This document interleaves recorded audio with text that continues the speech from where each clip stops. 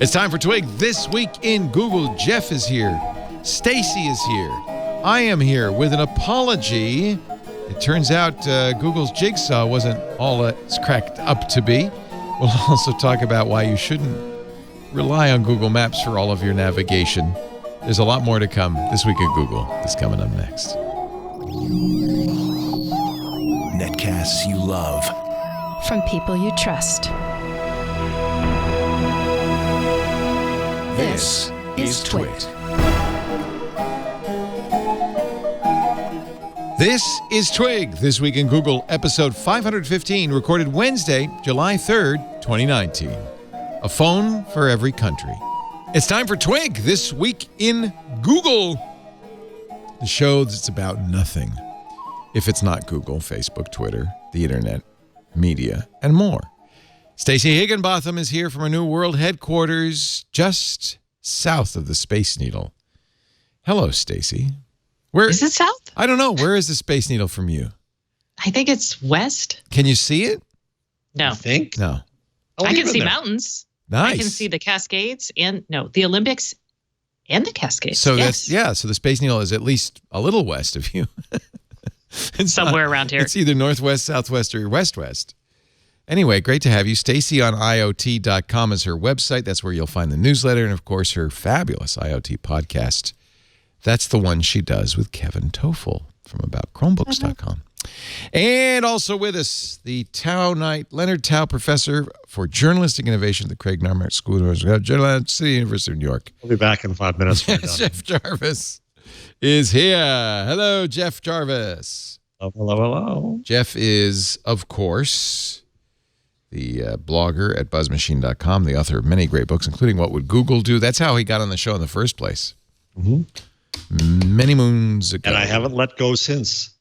Thank God. We haven't let go of you. We would not let go of you. So I interviewed a couple of weeks ago the chief operating officer of a little Google company called Jigsaw, which at the time struck me as a really cool thing. And I know some of the Jigsaw products. It's jigsaw.google.com. It's one of their, is it a moonshot? It's kind of no, it's a goody two shoes. It's a goody two shoes. It's something companies do.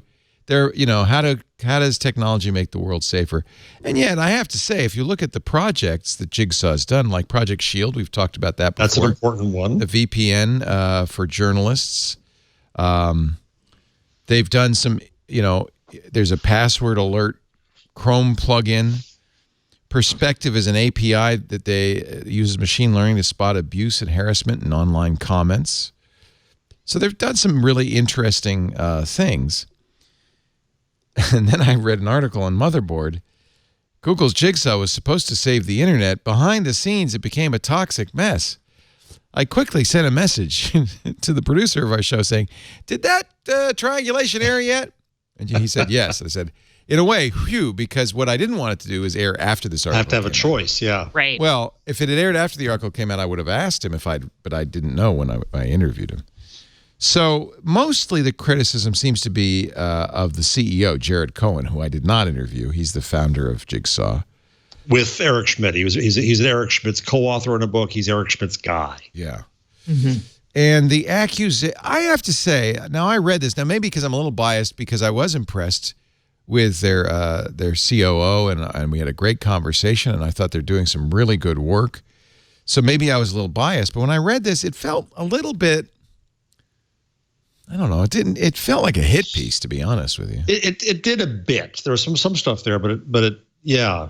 I think there's a there. I think the challenge is it's hard to show a culture of disrespect or misogyny if it's not totally egregious. Right. And so I think what the issue that people are upset about here is that's tough to show is this overall arching culture amid the fact that these guys keep getting put on pedestals and lauded for being saviors of the internet when they're maybe not the most generous or nicest people to work with. And I'm not defending them. No, I think you're right, Stacey, but just to play the other game, is now these publications that used to lionize everything about the internet find every opportunity they can to go after everything that might be at all bad on any of the big internet companies.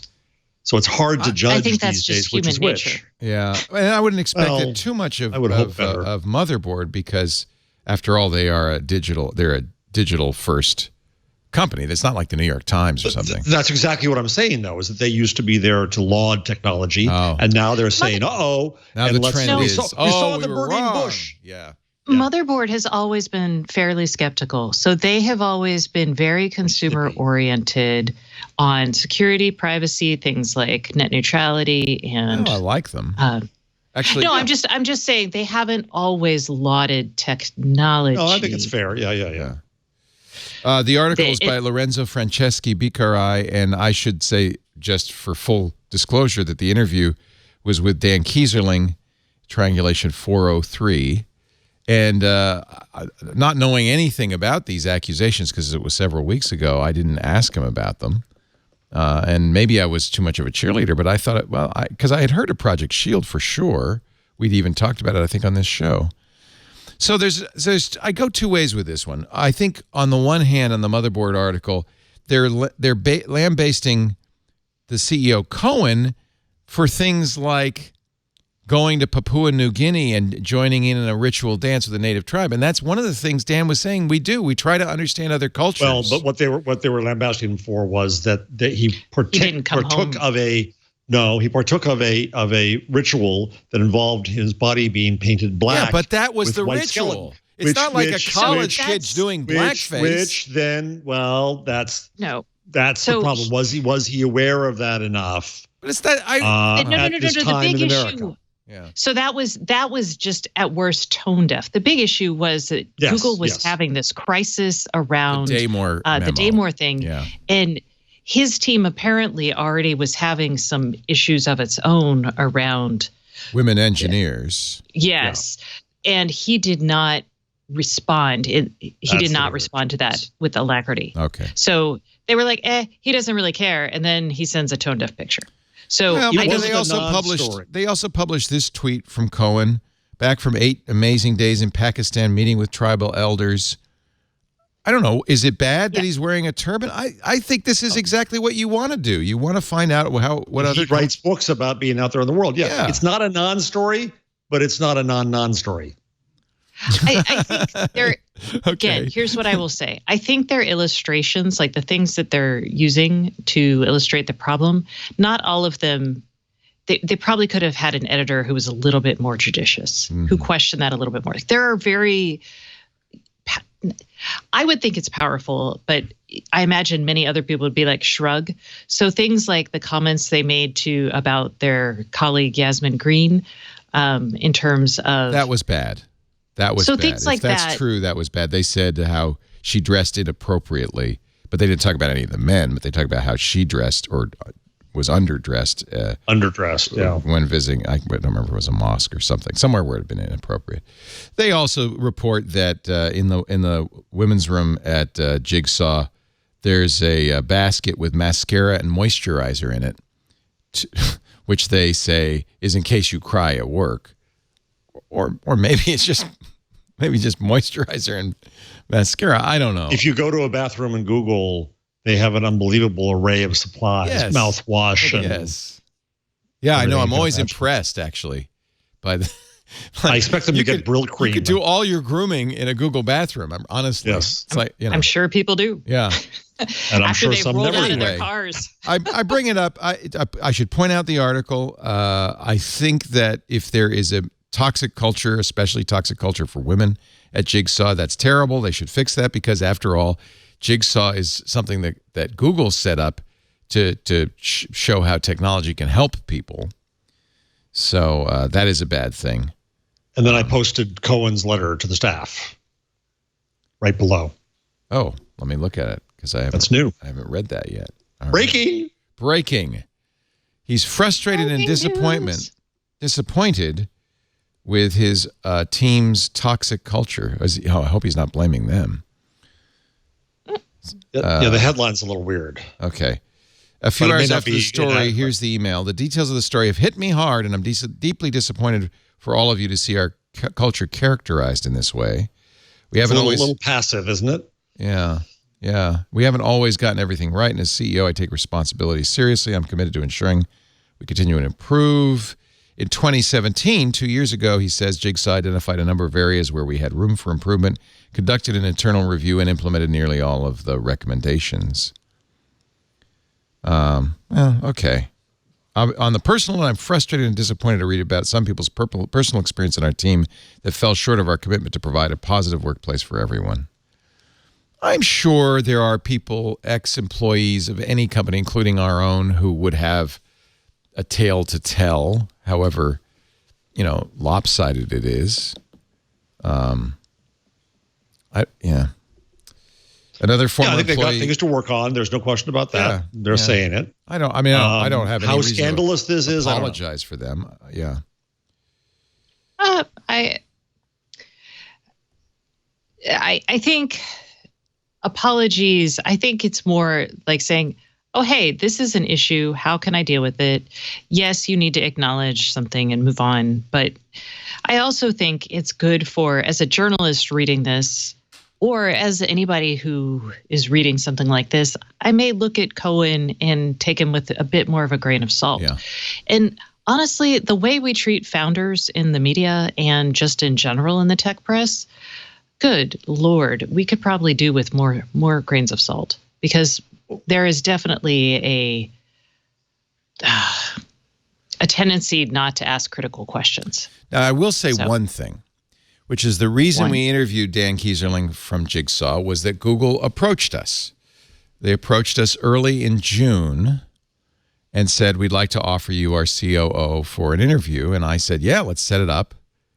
And we did, and that interview aired or was conducted June 21st. Does the story talks about them getting a whiff of the story? What was the date of that? I was wondering if I'm like, I think you were part of their campaign to not be evil. I think we were. So, because I'm looking at the email he sent out today, as you've seen the Vice story, Dan briefed you on, Dan is the guy I interviewed, a week or so ago was published. So I feel a little manipulated that this was part of a media tour to set the stage before this story came out. Really? You talked to a PR person and you felt manipulated? That never happens. Well, and it's true that, first of all, I have a natural aversion to PR people. I avoid talking to them all the time. But when they when they offered somebody from a group within Alphabet I thought was doing something very interesting, I did jump at it. And I didn't know this happened, was probably orchestrated to happen before the article came out. So I had no idea there was any controversy at all. And actually, so it was a very positive interview. So I apologize. I feel like perhaps we were manipulated a little bit.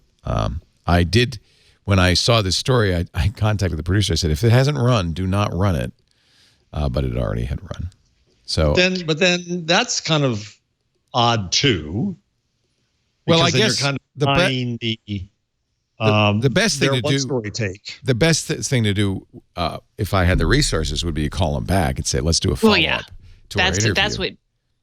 That's what you would do in that situation. If it hadn't run, you'd say, "Hi, let's address this." And if they refuse to, then I would not run it.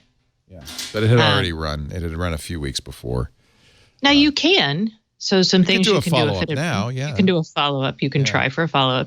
You can even, I know that if something happens in a situation like this, I might even put an update at the end of the story since they're so close in time. And because I have a strong suspicion I had been manipulated, I might even put an update at the bottom of the story. A week after this ran. That's a good idea. Let's do that at least and put a link to the article. If you do that, here's the if. And you have to follow up. I understand. Yeah, you have to give them for their comments.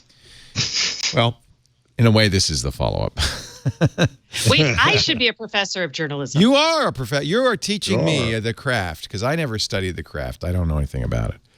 So I thank you. There's a craft. Oh, there's a craft. Oh, there's a craft. Nobody really cares. But I care because what's going on? I think that's part of being a credible reporter and not just a shill for companies and what they're after. Yeah. That's just me. Well, and as Eric in our chat room points out, everybody who you're interviewing has an agenda. Yeah. Yeah. Right. Mostly it's just to push a book or a podcast. Well, and when stuff like this happens, I blame myself for not doing more reporting. Like whenever I've done an interview and then especially like a bigger interview, not like just random.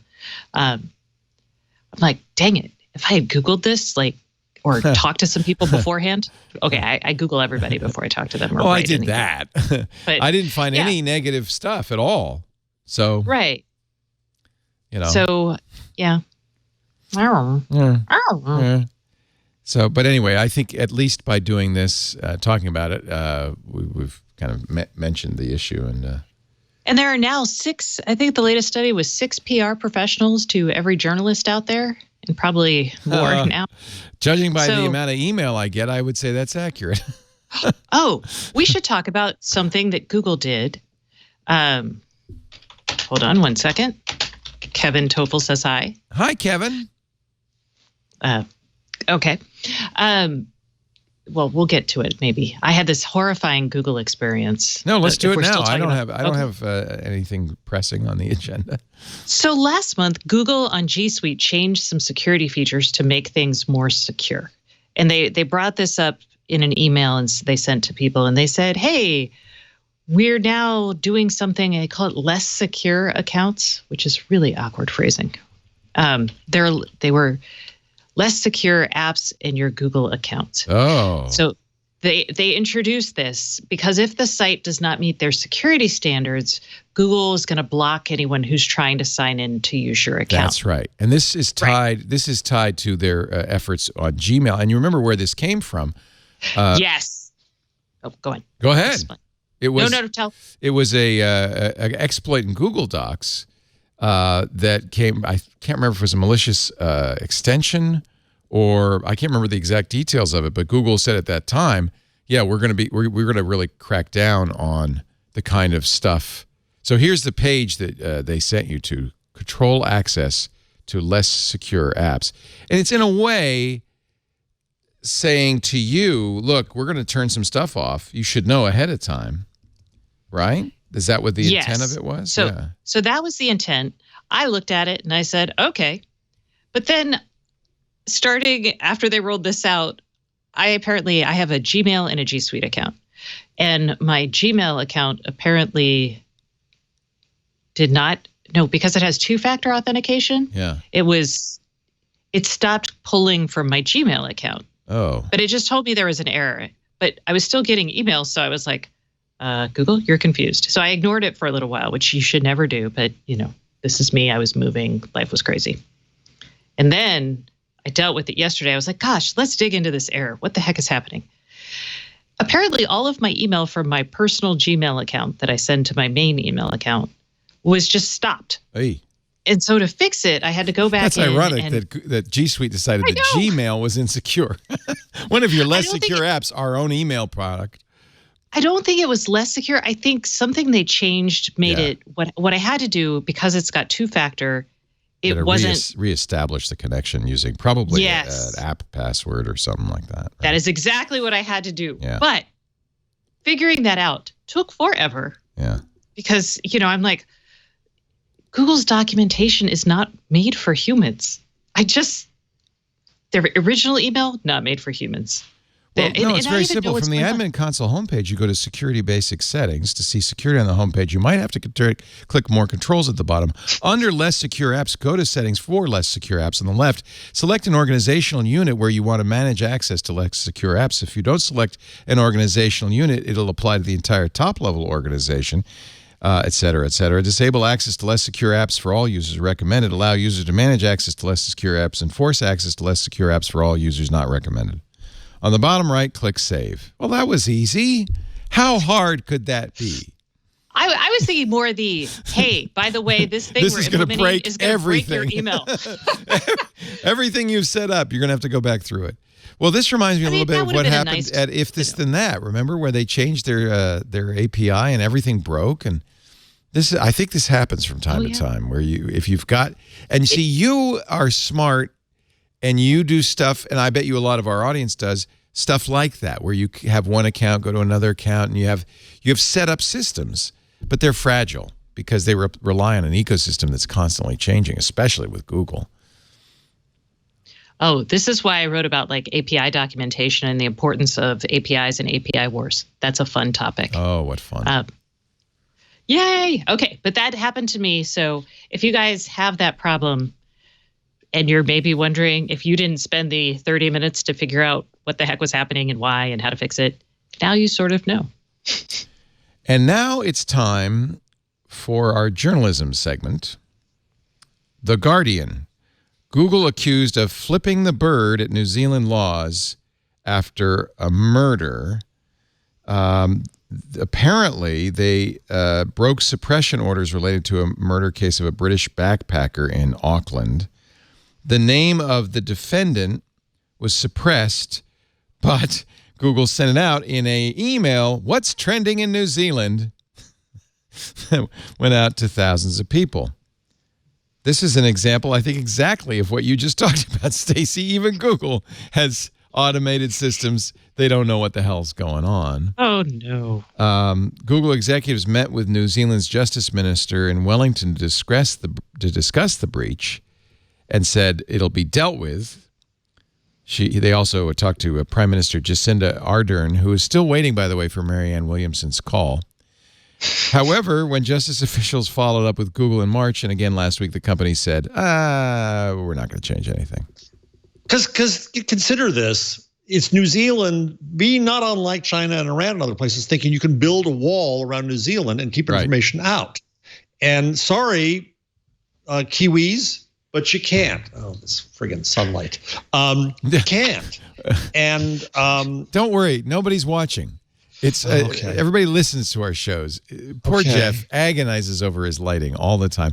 Earlier, Jeff didn't get involved in the previous conversation because he was setting up table lamps and floor lamps. Because Karsten was telling me to do things, and I was trying to do things. No, let him. It doesn't matter. Let Jeff be Jeff.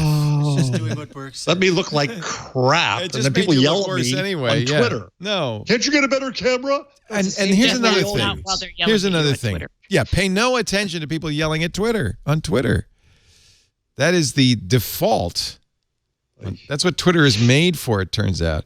Oh, by the way, we're heading for 500 different internets now.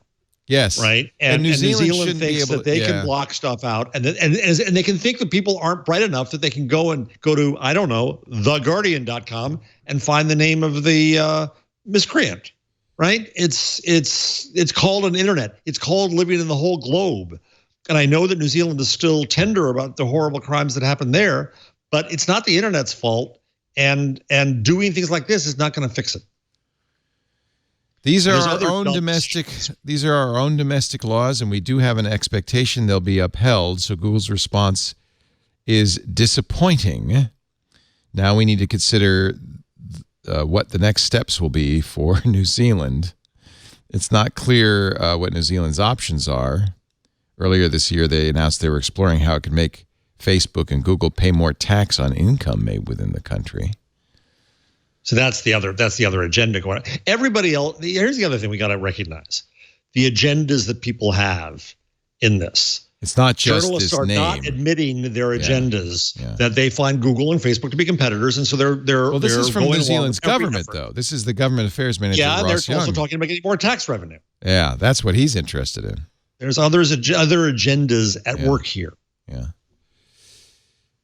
Stuff. Yeah, it's hard. I would say it's going to be very difficult to suppress information. News in news reports. It is. It's going to be extremely difficult, and I recognize that we in the U.S. are used to having what we call the perp walk, where if you are arrested, you are not guilty of anything yet. It's the night you're arrested, but the press is alerted, and as you are walked from the precinct to the wagon to go to the jail, the press is all there to take your picture. Yeah. That is shocking in Europe. Shocking. Well, they don't do that for every. Only high profile. Only high profile. What I'm saying is, though, we believe here in an openness that says that we don't believe in secret arrest or arrest without publication of the name because it's a way to protect you. Right. In Europe, they believe the opposite. They believe that if you're arrested, but you're not guilty yet, then you have a right to not having your name out yet. The irony is I would almost think it'd be the other way around, because Europe having had its history, you'd think that openness would be a virtue there. And in the US, not having had that kind of history, you think, well, let's try to and we believe so strongly in innocent until proven guilty, right. We think we'd reverse that. But we believe in free speech here and openness. And so there are different cultures that occur there. And that's the fundamental problem, which is that the global internet, local culture. And it's a difficult balancing act.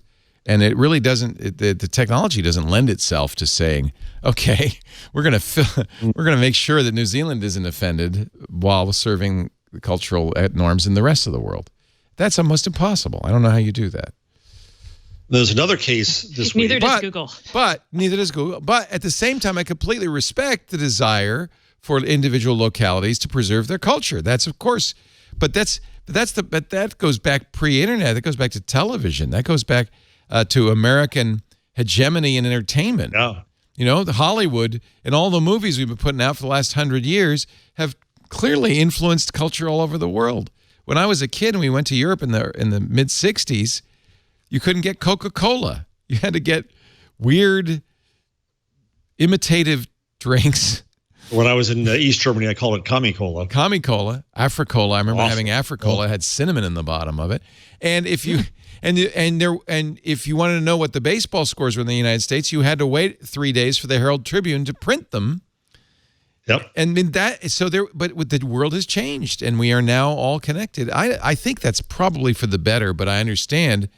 You know, one of the effects is accents are going away, regionalisms in the United States are going away, and nationalism is rising. Because there's a fear that there's between the globalization and immigration, the old powers in each country are fearing the challenge they're having, and it's part not just to the internet, it's also globalization, but it's both technology based. Here's another example: Facebook being fined in Germany for underreporting. They're $2 million, which is a pretty small fine for a company as big as Facebook. You know, in all of our lives, we have our... Stop it, Mark. You know, these things happen. $2 million. It's not a big deal. Apparently, this I think has to do with Nazis. This is hate speech. This is Netz gay. It's too long a word even for me to say law. And there's two angles to this. One is that they're required to report, and YouTube, you will see, reported a huge greater number than Facebook did. So that looks like a variance. It looks like Facebook's scanning. But the other problem with this, which I've talked about in the show before, is that the order in which these companies do things is they tend to test something first against their community standards. And if it fails their community standards, they take it down and they're done. They move on. They're busy. They've got lots of things to have to check.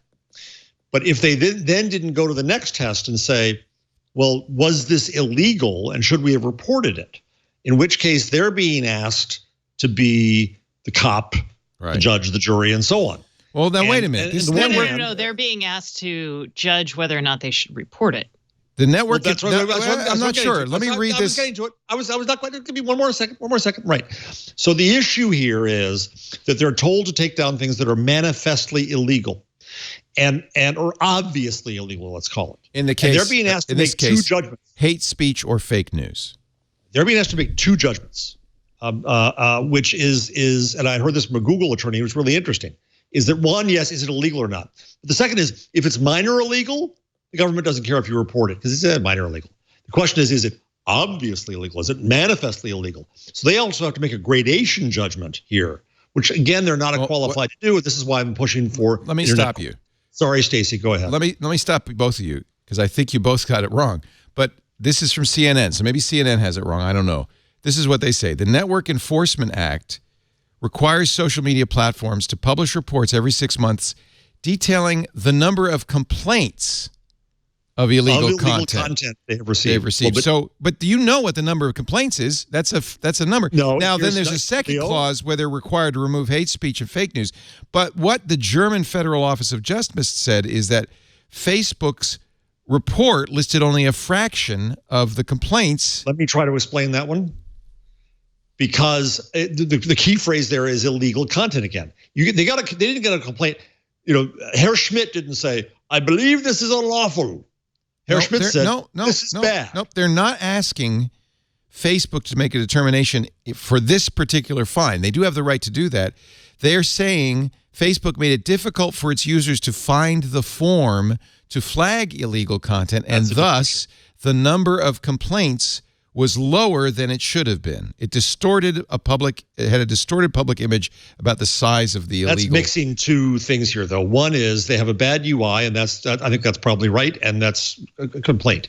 Whether that results in an underreporting that is their fault is a different question, actually. Well, and they're mixing but that's what they're accusing them of, and that's what they fine them for. I should point out, yes, there is also the requirement to remove hate speech and fake news within 24 hours of it being flagged, and the penalties go up to $60 million. So it strikes me that the $2 million fine makes sense that it's more about, though, you got to make it easier to flag. Then we'll talk about whether you're doing your job.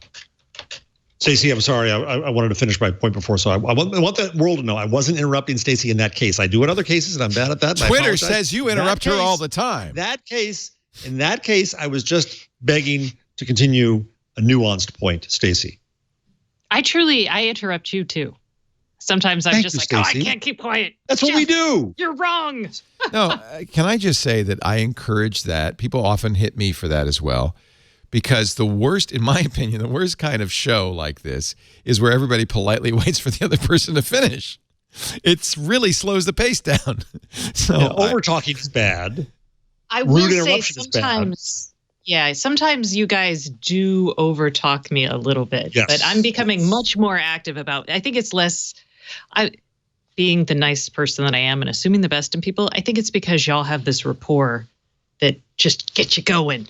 Well, you're fitting in the rapport now, baby. I'm working at it. Baby. Oh, shut up, sweetheart. I was going to use a different word. No, I actually, I want to split the baby and say it's good for everybody to jump in and then not over talk, because that is hard for somebody to listen to. You can't hear what's going on. Right. But and so pause if somebody has something and jumps in. But I don't want people to hold back. That's not a good talk show.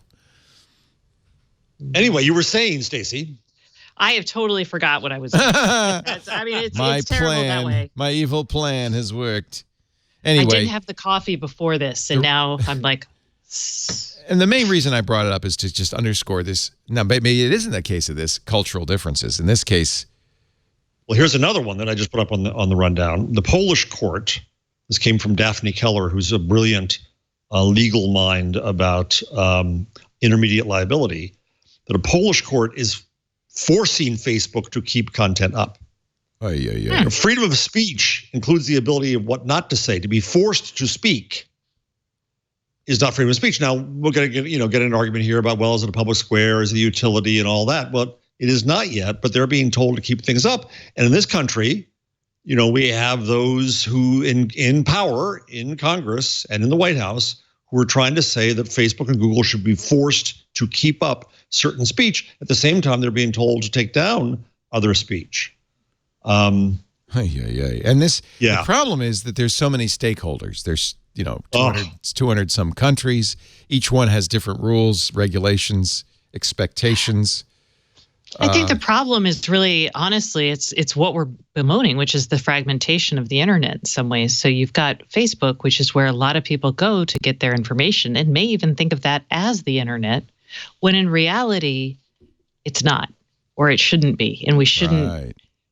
I mean, good point. If you can put up a website with any information you want, but we've got to figure out how to think about, I don't know if it's a monopoly, if it's network effects, or how to think about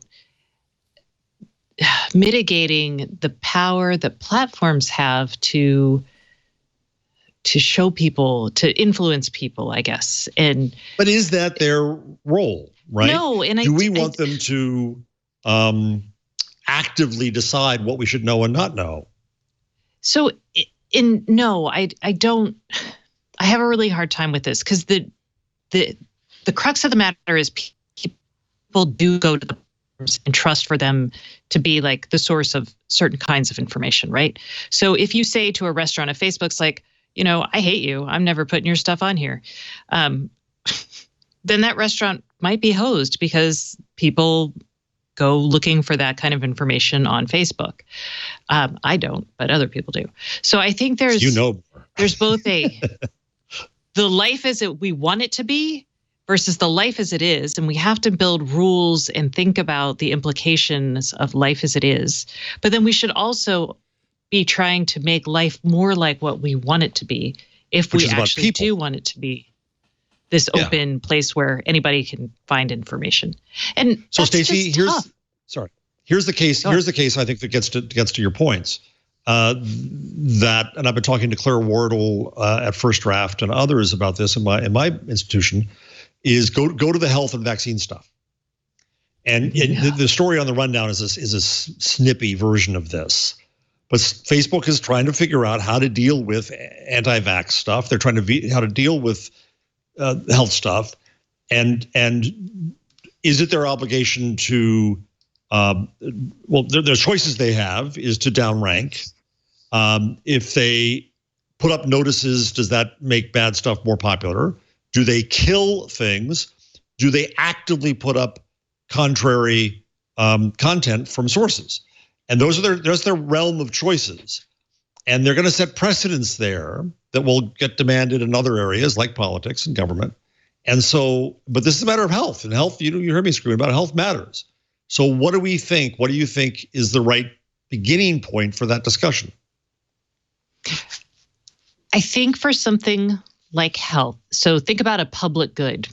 And I could screw myself thinking about this, but just right now, before I think this all the way through, I'm like, I'm thinking out loud here. Go for it. Public good, I think the benefits outweigh the risks of maybe going too far in one direction. So I think you should go too far in the direction of educating, given we have actual science and a public good at stake. So I think things that downgrade vaccine, anti-vaccine propaganda kind of stuff. I think promoting things or making a really valid and forceful insertion of, hey, here's what the CDC says. Or here's whatever government, wherever your IP address is from, here's what your government says about this. In the case of something else, I don't know. In like reading this Polish court thing, this was a drug. This is really fascinating because it was a nonprofit that's it's trying to prevent people from dying of drug abuse. And they warned, I guess, about using certain drugs in hot climates is bad. But maybe they didn't go so far as to say, don't do drugs. Maybe they just said, hey, don't do these drugs when it's hot. Maybe because they're realist. And people were like, nope, that violates community standards because you're advocating for drug use. I kind of think it's... Do you think maybe this is only a temporary problem that people... I mean, no, this is what government's for. This is democracy in action. I mean, we have these arguments all the time, not just on platforms, but we have them in public. We have them like, bingo. Think about your zoning laws. Think about, is it right to let a man walk down the street without a shirt on? Can a woman walk down the street without a shirt on? In some communities, yes. In others, no. I mean, the problem is, we're doing it in the digital world, and the digital world's accessible outside of our insular community standards, and we're going to have to adapt to that. So whose standards it's rule? About the lowest common denominator? Well, so two things. One, it's not a technology story. It's not a technology problem. It is a human problem. And Stacey's points are about society negotiating its norms and standards and laws to be able to handle this, right? So the platform shouldn't do anything about it at all. They should just let us work it out. Well, the platforms are also part of our society. Right. Oh, yeah. I mean, anti-vaxxers are not just on Facebook. That's not the only place they exist. Amen. Honestly, I feel like there is a little bit of a vestigial trust of anything you see in print that I think in a generation will be gone completely, right? So, may I? Yes. Gutenberg moment? Yes. When print came along, no one trusted print because it was so ill-managed, so uncontrolled. All kinds of crap appeared in print. All kinds of conspiracy appeared in print. Print was less reliable than what was known then as rumor, right? Rumor, hearing things from your friends, people you trusted and relied upon, was far more reliable than print. And it shifted over time where print gained more credibility. And right now we're trying to negotiate our worldview about where does expertise come from. And we're not used to a notion of distributed expertise. We're used to a notion of centralized expertise. That's right. That's what I'm saying, and I feel like that's vestigial. That will wear off. We've got that left over from. It could take literally a century. It might have taken Gutenberg a century. I think we're moving a little faster than that. That's contemporary. Gutenberg took way more than a century, because I mean, what was that, 14 something? And then we didn't get to the Enlightenment until 17. Yeah, 17. It took a 30 years war or two. So. Here's my issue. You can't fix stupid. And that's not true. Yes, you can. How do you fix stupid? You educate. You educate people. And yes, there are still going to be people who refuse to believe, quote, I guess what I'm saying is you do. Can't fix people who are going to post that crap, but you can fix people who are going to read that crap. Yes. And it's not media literacy, it's something different. Media literacy is media-centric. It is teaching people to be enlightened. It's just understanding that just because you read it on a Facebook post doesn't make it true. Seems to me kind of a fundamental thing. You're not going to stop. I swear to God, I don't care what Facebook does. You're not going to stop people from writing stupid stuff on Facebook. It's just not going to happen. Amen. Right, but you don't have to advance it. And you can also add for other people reading it. That's true. There is some culpability because Facebook likes to advance that stuff because that stuff enhances engagement. Both YouTube and Facebook have this problem because people love reading this stuff and they read more of it and the algorithm says, oh, good, okay, we feed them more stuff like this. And that is a problem. The algorithm quality is a very hard problem. And full disclosure is I raised money for my school from Facebook to work on a project called News QA, News Quality Aggregator, where even just for what you could identify as news sites, which is a very small corpus, 15 to 30,000 sites in the U.S. How do you come up with mechanisms to judge quality and credibility among that very small corpus? Not zillions of sites, but just that. So you've got this problem of community standards varying across the globe. You've got this problem of stupid posters, stupid readers. This is you're right. This is not going to go away right away. I have high hopes that a generation that grows up internet native will be a little smarter. I think there's already evidence that the kids who grew up with the internet are smarter about what they read. As you've said many times, it's people my age who keep posting this stupid stuff on the internet. Yep. So maybe there is some hope. Did we talk last week about Twitter hiding posts? I don't think we did. So I think it happened the day after our show. So what we did do is we showed the little snippet from President Trump on Fox talking to Maria Bartiromo about how Twitter keeps my follower count artificially low, some sort of crazy thing. And then Twitter the very next day kind of made it so maybe for tweets belonging to political figures, verified users, and accounts with more than 100,000 followers, if the tweet violates Twitter's rules. And by the way, it's not obvious. A team of people from across the company will decide whether it's a matter of public interest. If it's not, of course, they'll just take it down. But if it is, a light gray box will appear before the tweet notifying users it's in violation, but it's going to stay available because it's part of the public record. I think hide is the wrong verb there. No, in fact, highlight. It is flagging it. Highlight might be. It's flagging it before you see it. Who's not going to click view? Exactly. The Twitter rules about evasive behavior apply to this tweet. However, Twitter has determined it may be in the public's interest for the tweet to remain available. Click here to read it. Now, of course, on the other hand, they say, it won't be showing up in search results, that kind of thing. They're going to try to slow its spread down. Nevertheless, if you're following the president and you see something like that in the president's tweet stream, who's not going to click view? Me. When it happens 100 times, maybe. I used to. I refuse to follow him. You know what? You got to read his tweets. In my tweet deck. No, I have a column in my tweet deck. I don't bother anymore. No, I don't bother because I've heard it all.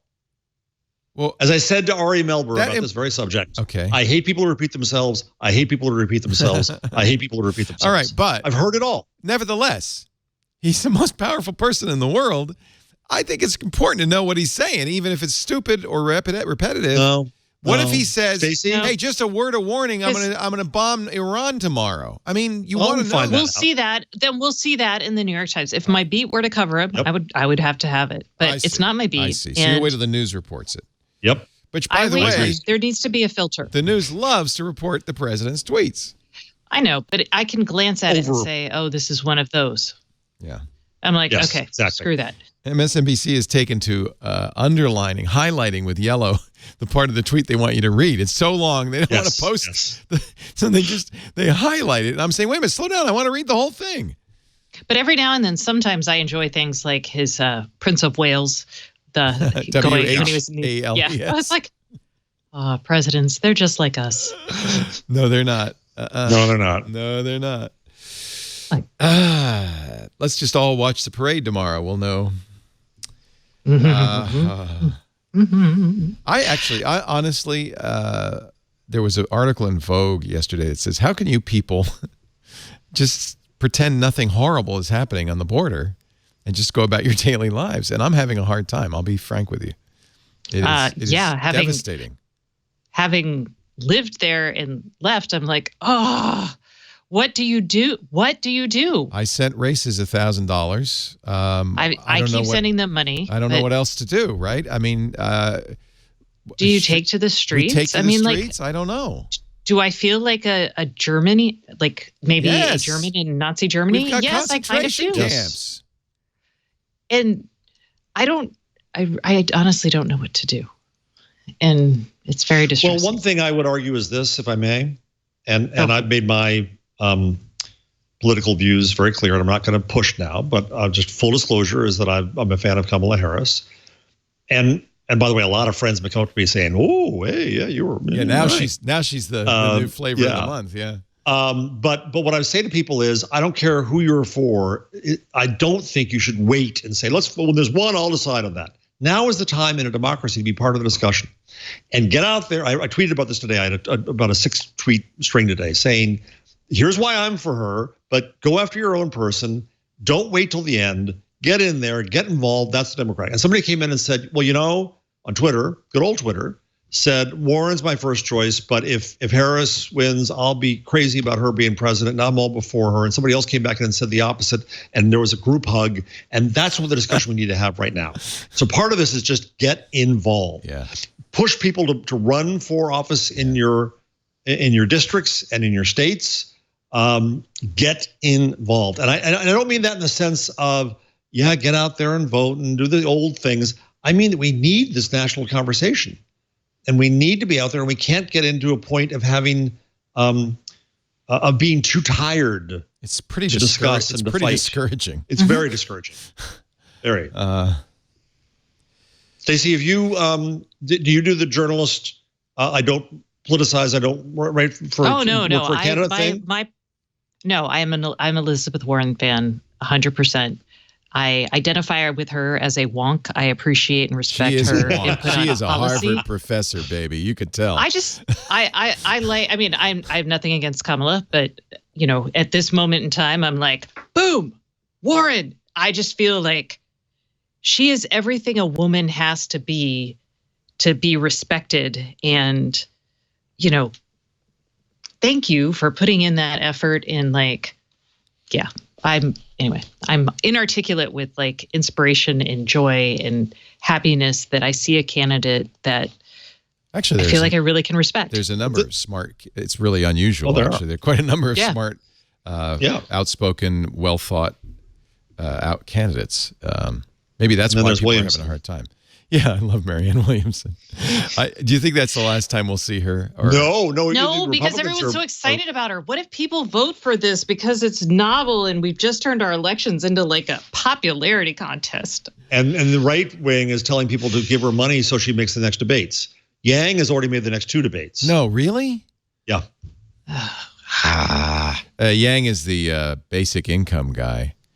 But, even when he says it, I want to give everybody in the country $1,000 a month. It's like, what? Really? Does that, what? I know.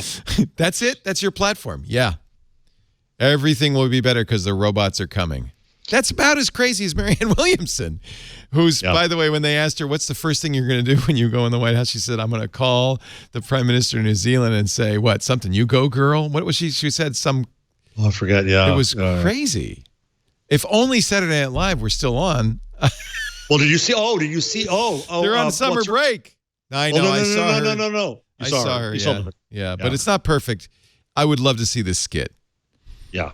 But I guess did you see the old, somebody brought up, her old tweets, and they're amazing. Well, she's exactly what you'd expect a motivational guru. What did McKinnon say? She said, I'm gonna burn sage all over the country. Yeah. She did. She was, somebody in the chat room saying she was well spoken. She was very good at expressing her ideas. That's true. Just the ideas were bonkers. Yeah. Well, that's America. We like bonkers things. We love bonkers. Plus, we have what is it? The Great Awakening. Every couple decades, we have some sort of weird bonkers moment as a country. So maybe we're due for a bonkers moment. How do we survive? I don't know. Wait, how do we get so far off track? Speaking of bonkers, Samsung says, "Oh, we finished the Galaxy Fold. Get ready, it's about to launch." That was a transition. That is bonkers. From Marianne Williamson to a Galaxy Fold. Who's more bonkers? So Samsung folding phone, or Samsung says so. One of the things they're going to do is so remember, part of the problem was the number of journalists pulled the what looked like a screen protector off the screen and it broke immediately. So Samsung is now stretching that protective film to wrap around the entire screen and flow into the outer bezels so you can't peel it off. There's fix number one. Fix number two, this is just, bonkers. It's re-engineered the hinge, pushing it slightly upward from the screen. So the hinge will now push the film, stretch it when the phone opens. This will make the film feel harder and more a natural part of the device rather than a detachable accessory. And it may reduce the chance of a crease developing in the middle of the screen over time. And may reduce. And it's $1,980. Show of hands. How many of you can't wait to buy this thing that is clearly Are you buying one? The worst kludge ever? No. I kind of want people, but I really want a folding phone. I want them to succeed at this somehow. Well, and Huawei had one, but we aren't going to see that one. Yeah, we're not going there. I have been playing, and I really like it, with the OnePlus 7T Pro. This just came out, and this is the funniest thing. So what I like about this screen, it's an OLED screen with no notch and no hole punch, because, and you might say, well, that's a problem because, first of all, fingerprint. Well, they have a very good, I think, I can never remember. Is it Sonic or I think it's ultrasonic? Ultrasonic, right? Because it's a Samsung fingerprint reader that is optical. So the Samsung's a little slow. This one, watch this. This is super good. It really works 100% of the time. What happens when your hands are cold or buffed, like nail filed or dry? I don't know. I haven't tried it that way. I did pass it around our editorial meeting to see if other people could over. I think it works pretty well. And then the other issue is, of course, well, where's the selfie cam? This is my favorite part. Watch the top of the screen here. I'm going to take a picture of myself. Woo! It just woo! And it's like those fancy TVs from the 80s. Yes. Yes. Fireplace. There's a sealed little. When I first got the phone, I forgot that it did this. I said, "What's that? Is that the SIM port?" Nope. That's where the camera comes. Is it waterproof? I don't think so. It also doesn't have wireless charging, but it is easily beaten any other screen I've used because it's got it's great. No notches, no nothing. It's nice. So are there cases made for that? Yeah. In fact, I've ordered one because I don't have one right now. No, I'm like, oh, it's so shiny. I know. It looks so hard to hold. It's so slippery and glassy. I know I'm going to break it. So this is the OnePlus 87. What is this? OnePlus 7 Pro. 7T Pro or 7 Pro? I can't remember. It's the new one. And very nice. Yeah. And they do their own version of Android they call One, which is a very clean, simple version of Android. I like it a lot. So it's not, Google-y pure. They're pretty impressive. They've stuck around. I remember we went. I went to events with them, and we all talked about them at the beginning. And there was a scarcity. They've stuck it out. I might point out it's a Chinese company, so I don't know what the future holds for OnePlus, but they make it. Well, really Huawei's nice in better shape. Well, is it though? Tell me. Explain this to me, boss. Is it though? So remember that, and this is why you want to read the tweets. The president, after meeting with President Xi at the G20, right before he stepped into North Korea, apparently they had a nice lunch. Maybe they took a selfie. I don't know. The president said, you know what? Huawei, go ahead. He's going to allow U.S. companies to sell stuff to Huawei, which means all of a sudden, I mean, this is hundreds of millions, maybe billions of dollars. Qualcomm can sell chips to them. Google can give them Android, all of this stuff. But now, today, a senior U.S. official told the Commerce Department's enforcement staff this week Huawei should still be treated as blacklisted. So this is another case of a unilateral announcement from the president that, in fact, his own government seems to disbelieve. And wait a minute. Wasn't it a security problem, not a trade problem? John Sonderman, Deputy Director of the Office of Export Enforcement in the Commerce Department's Bureau of Industry and Security, said all such applications by U.S. firms to sell to Huawei should be considered on merit, flagged with language noting this party is on the entity list. See, he didn't take them off the entity list.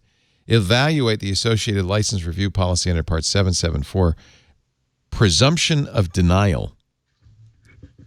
So the president did say, if I guess you could parse his tweet, which is what we've come to, as saying you can sell to Huawei as long as it's not that security stuff problem thing. So this is a very unclear guidance from the president. This is not surprising. Huawei is also willing to continue to buy products. Huawei said, we are willing to continue to buy products from American companies, but we don't see much impact on what we're currently doing. We'll still just focus on doing our job right. I don't blame them. They're going to just design their own chips, their own OS. Yeah. The person familiar with the matter said the letter was the only guidance enforcement officials had received after Trump's surprise announcement on Saturday. A presumption of denial implies strict review, and most licenses reviewed under it are not approved. So I guess it kind of matches what the president said, kind of. I don't know anymore. Oh, we're back to politics. Why is this happening? Okay, moving right along. I got to the Fold, and I mentioned the Huawei Fold, and then I mentioned, I was going to say this anyway. Huawei is back on, maybe sort of. Samsung, the Note. Are you ready for a new Galaxy Note 9? Samsung will hold its 10. Did I say 9? 10. The Note 10 will launch. Will it fold or explode? No folding. One hopes no exploding.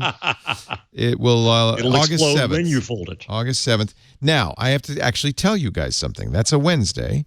It will be at 1 p.m. Pacific time in Brooklyn. I mean, our time, but it'll be in Brooklyn. So I think what we're going to do is do Windows Weekly at our normal hour, go to the Samsung event at 1 p.m. Usually Samsung's pretty quick, like they're over an hour. What I would love you to do. They got rid of their dancing numbers. Yeah, and all no that. more Broadway shows. I would love you guys, both of you, to join me for our coverage of the Samsung event. We'll do that as a separate special, put that out, and then we'll start Twig right after.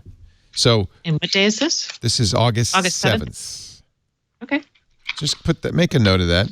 As they put it say, on the calendar. Save the date.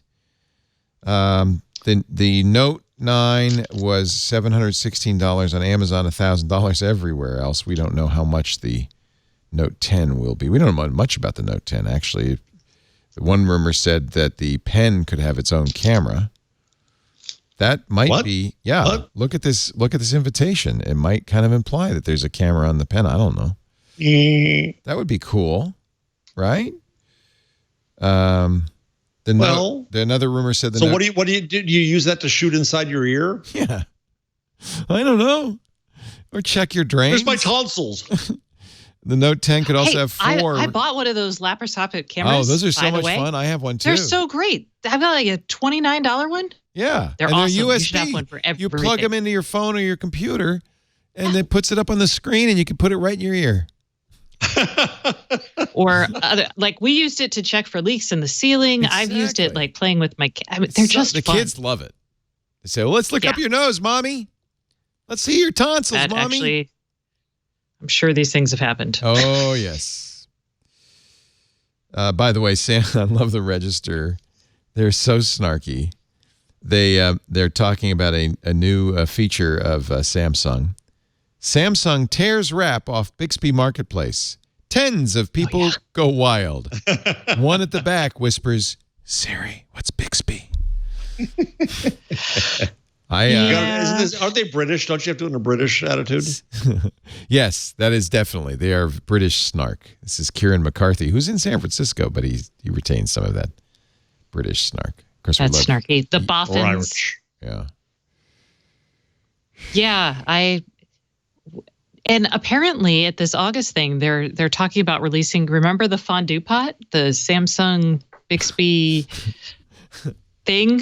You know what I'm talking about? The digital speaker that looked like a fondue pot? Oh, yeah. That's apparently coming out. It looks like a kettle. Yeah, like a witch's kettle. Yeah. So the cauldron. The cauldron. Here it is. The Galaxy Home. That's what it's called. Oh, yeah. It's got tripod legs, and it really very much looks like you might be brewing a potion in there. Or it's blasting off from the moon. Yeah. Turn your home into a smart home. It's a Smart Things hub. Now, you're the IoT expert, Stacey. I mean, Smart Things is a pretty good hub, right? It supports all the protocols. It supports all, yeah. Samsung bought them.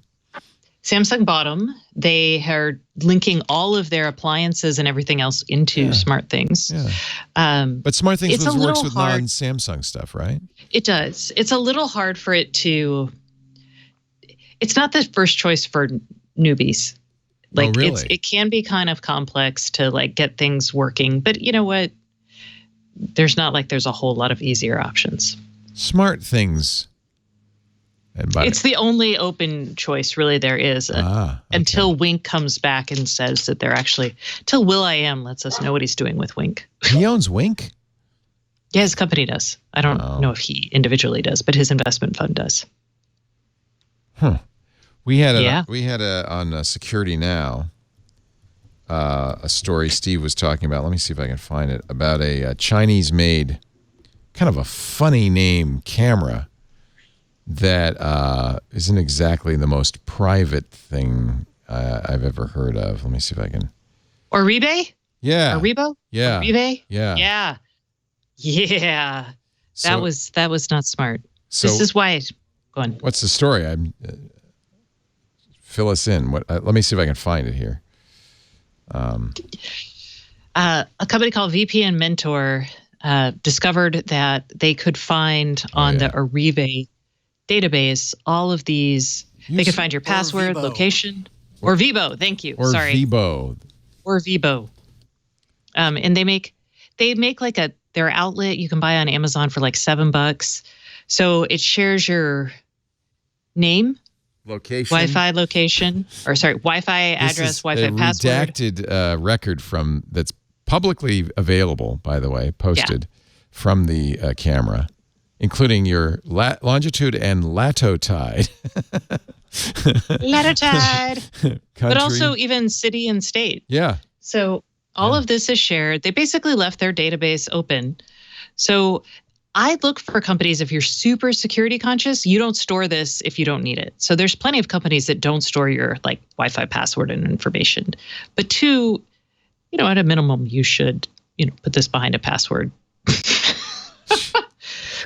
And so that's the issue there. Hold on. My dog. Or Vibo smart home devices. Noam Rotem and Rand Lokar discovered an open database with 2 billion logs in it, usernames, email addresses, passwords, precise locations. Orvibo claims to have 1 million users, private users, hotels, and other offerings. They contacted Orvibo June 16th, no response. After several days, they tweeted them, no response, and the database is still online. It's a Chinese company in Shenzhen, manufactures 100 different smart homes. As of July 2nd, it's not online anymore. Oh, they finally got it down. Okay. They did as of yesterday, July 2nd? Yep. No, it's the 3rd. Yesterday. As yesterday. Of yesterday. So as of yesterday, it is offline. Okay. But before then, online. Yeah, this is, guys, buy from a reputable vendor. Yeah. Always look to see how those vendors Google their names so you can see how they handle security issues. And honestly, you should, well, we could actually talk about this. We talked about it on our show, but the FTC also, did you see that the FTC settled with D-Link over its security practices? And I bring that up because I think we should have a baseline of security practices. Because right now, it's not like most people know how a smart home device is going to handle their information. But they really should have a baseline set of expectations. Yes. Is there, I wonder, maybe we need a standard, maybe the NSA or somebody should set a standard the for NSA? Well, yeah. Believe it or not, the NSA actually has some very good documents on how to secure yourself for the variety of operating systems because their national mission is to preserve our security, which includes protecting us from bad guys. Okay. So, there are NIST standards. NIST would be another good one, the National Institute of Standards and Technology. But so with the, is it Oribe? Or Vibo. Or Vibo. Or Vibo. Thank you, Karsten. I'm sorry. Or Vibo. So with this, I would say don't just buy the cheapest device. Look up the vendor. See how they respond to security things. Yes. See if they do have standards already in place and make sure that they patch if there are problems. Yeah. So that's one. And then switching over to this idea of creating a standard, the FTC this week settled a 2-year-old suit with D-Link, so the makers of routers and cameras. The FTC came after them in 2017 saying, hey, you have hard-coded passwords. You have some really bad stuff in here, and you're telling people that these are safe and secure. And originally, the FTC suit was thrown out for not bringing enough proof. But then they came back, I guess, with more proof, and now they settled. As part of the settlement, the FTC is making, well, it has put some rules forth for D-Link, but also they will have to, for the next 10 years, I think it's once a year, undergo a security audit. And the things that they said in the settlement could become really good precedent for, again, a baseline security standard for connected devices. So, as you probably know, there's an epidemic of ransomware sweeping Florida cities. Oh. And in at least a couple of cases, I think Key Biscayne and Riviera Beach, and now Lake City, Florida, they paid out. Riviera Beach paid $600,000 in Bitcoin to the bad guys, got their data back that day. Lake City, Florida, $460,000. These are small towns. I think, just tens of thousands of people. But what's interesting is that there's a League of Florida Cities that has an insurance program for ransomware. So in all these cases, there's insurance, so it doesn't cost the city all that much money.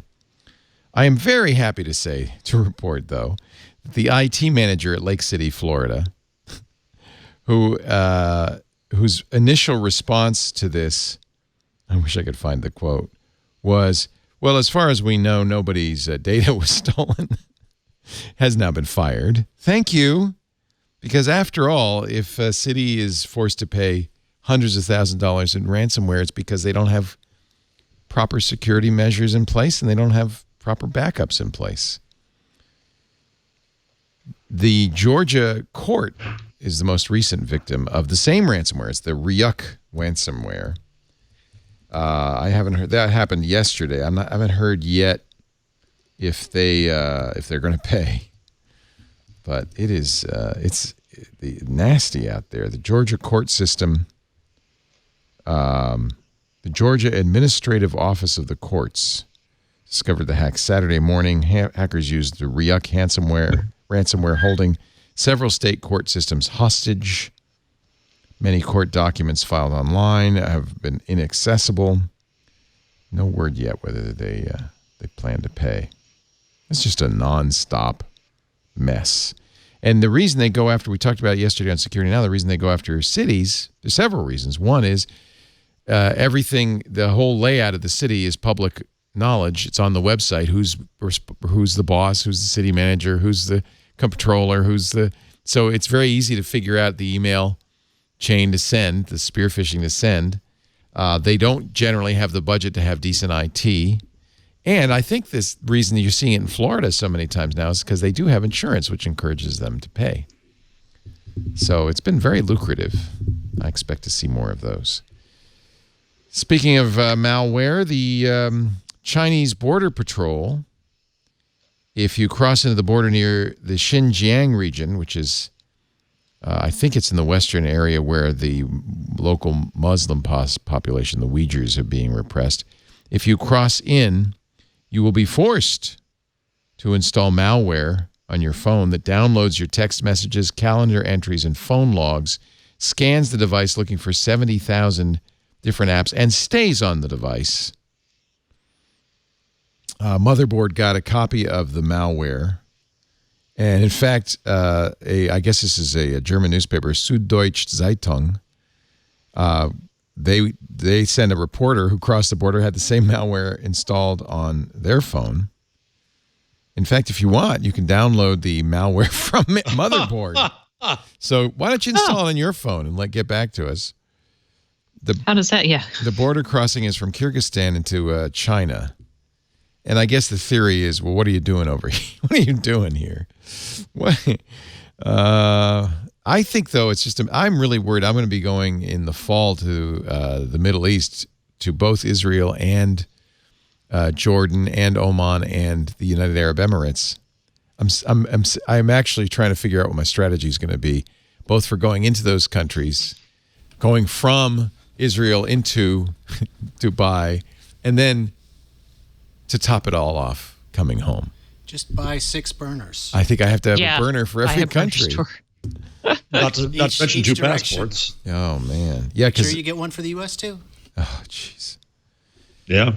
Oh, jeez. By the way, when I went to Israel not too long ago, instead of stamps, they just give you 2 little very not pasted cards, an entry card and an exit card. And you have to have it when you go out so they can take it. But right? then you can throw it away. Right.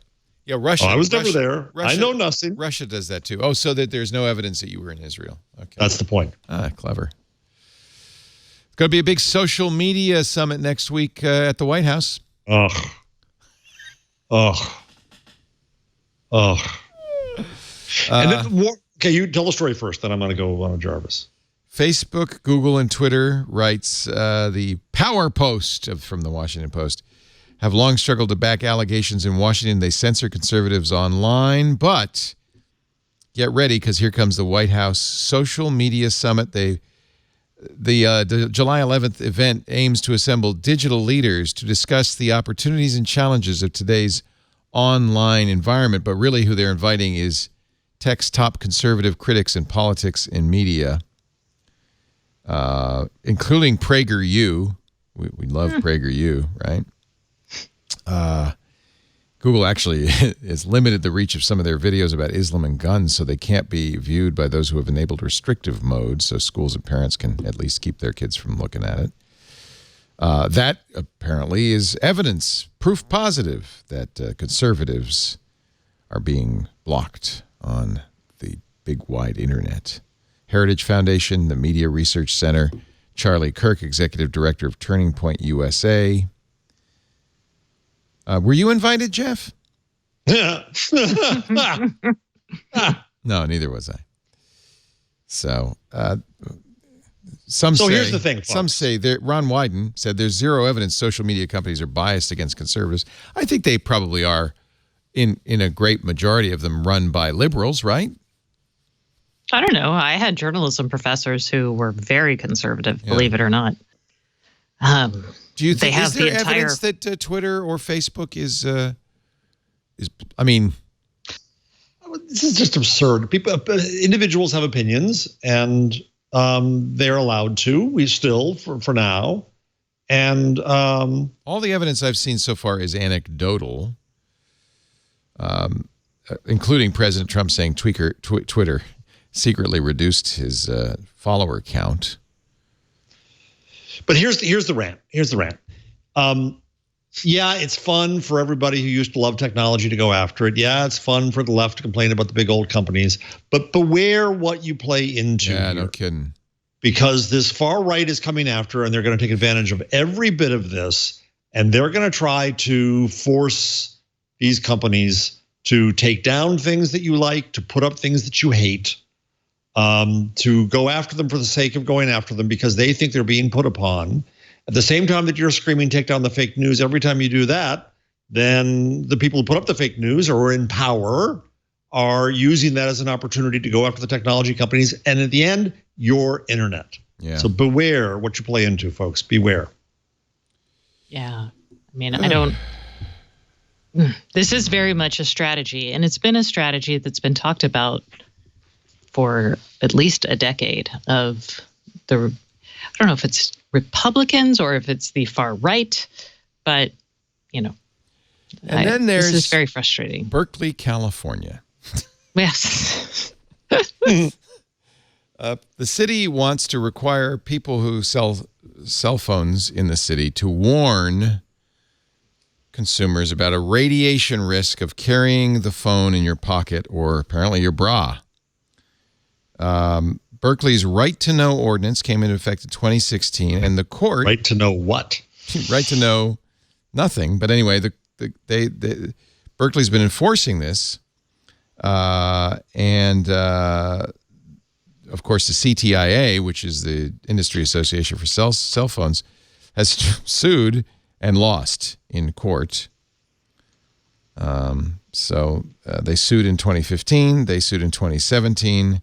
In 2018, the Supreme Court said they'd send it back. Once again, the city has won in court. The city has the right to warn consumers about cell phone radiation, even though, as far as we know, there's no evidence. Science? Evidence? Good. Let's just go for fear. Well, let me read this to you. See, so the radiation warning message required by the city from phone retailers is, quote, to assure safety, the federal government requires cell phones meet radio frequency exposure guidelines. So far, so good. If you carry or use your phone in a pants or shirt pocket or tucked into a bra when the phone is on and connected to a wireless network, and why would you carry a phone that's off in your bra, I ask you, you may exceed the federal guideline for exposure to RF radiation. Refer to the instructions in your phone or user manual for information about how to use it. Why does it specify a bra? It's very strange. You could put it in your jock strap. Breast cancer. Oh. Well, no, it's and it's close to it's just close to your body. So your pocket and your bra. I mean, well, but yeah. Oh, they should just say close to your body. Yeah, that would be sufficient. Why specify? Well, I stick my phone sometimes in my bra if I'm going out jogging and I don't have any pockets in my dress. Of course, that's fine. But these are actually somewhat mutually contradictory sentences because the FCC does, in fact, require the cell phones meet the RF exposure guidelines, that they're not dangerous. And then the very next sentence is, well, just maybe if you carry it there, it'll exceed the guidelines, which I don't think there's any evidence that it does. But anyway, I don't know. I'm of the opinion that there is no danger. In fact, for a while, people were saying, oh, you're going to get brain cancer if you hold the phone. And in fact, the rates of brain cancer have fallen in the last 10 years. Mind you, this is in the state of California, where, if you don't know, folks, you go into almost any building anywhere, there is a sign up warning you that the building is built on property that contains carcinogens, and that you're warned and you don't have to go in because it could kill you to be there. And it's devalued any warning whatsoever. Because now every building you go into is dangerous. Yeah. Every single building you go into has a Prop 65 warning, which means nobody pays any attention to the Prop 65 warning.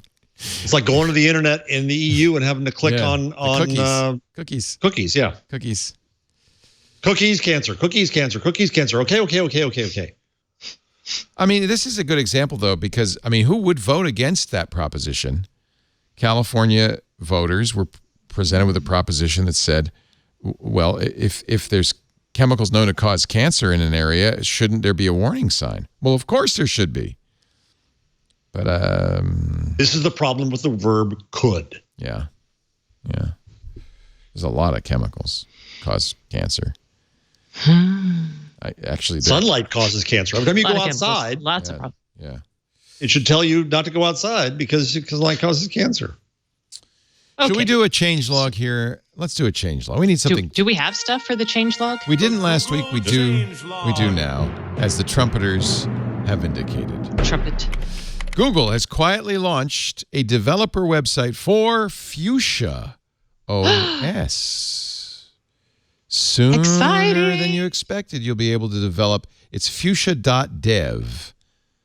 And it's a lot of white space, okay. But here's the start here button. Here we go. Code of conduct glossary. Getting started. Everything you need to get started with Fuchsia. Sudo apt get install, build essential, got it. Curl, got it. Git, got it. Python, got it. Unzip, got it. Well, what else?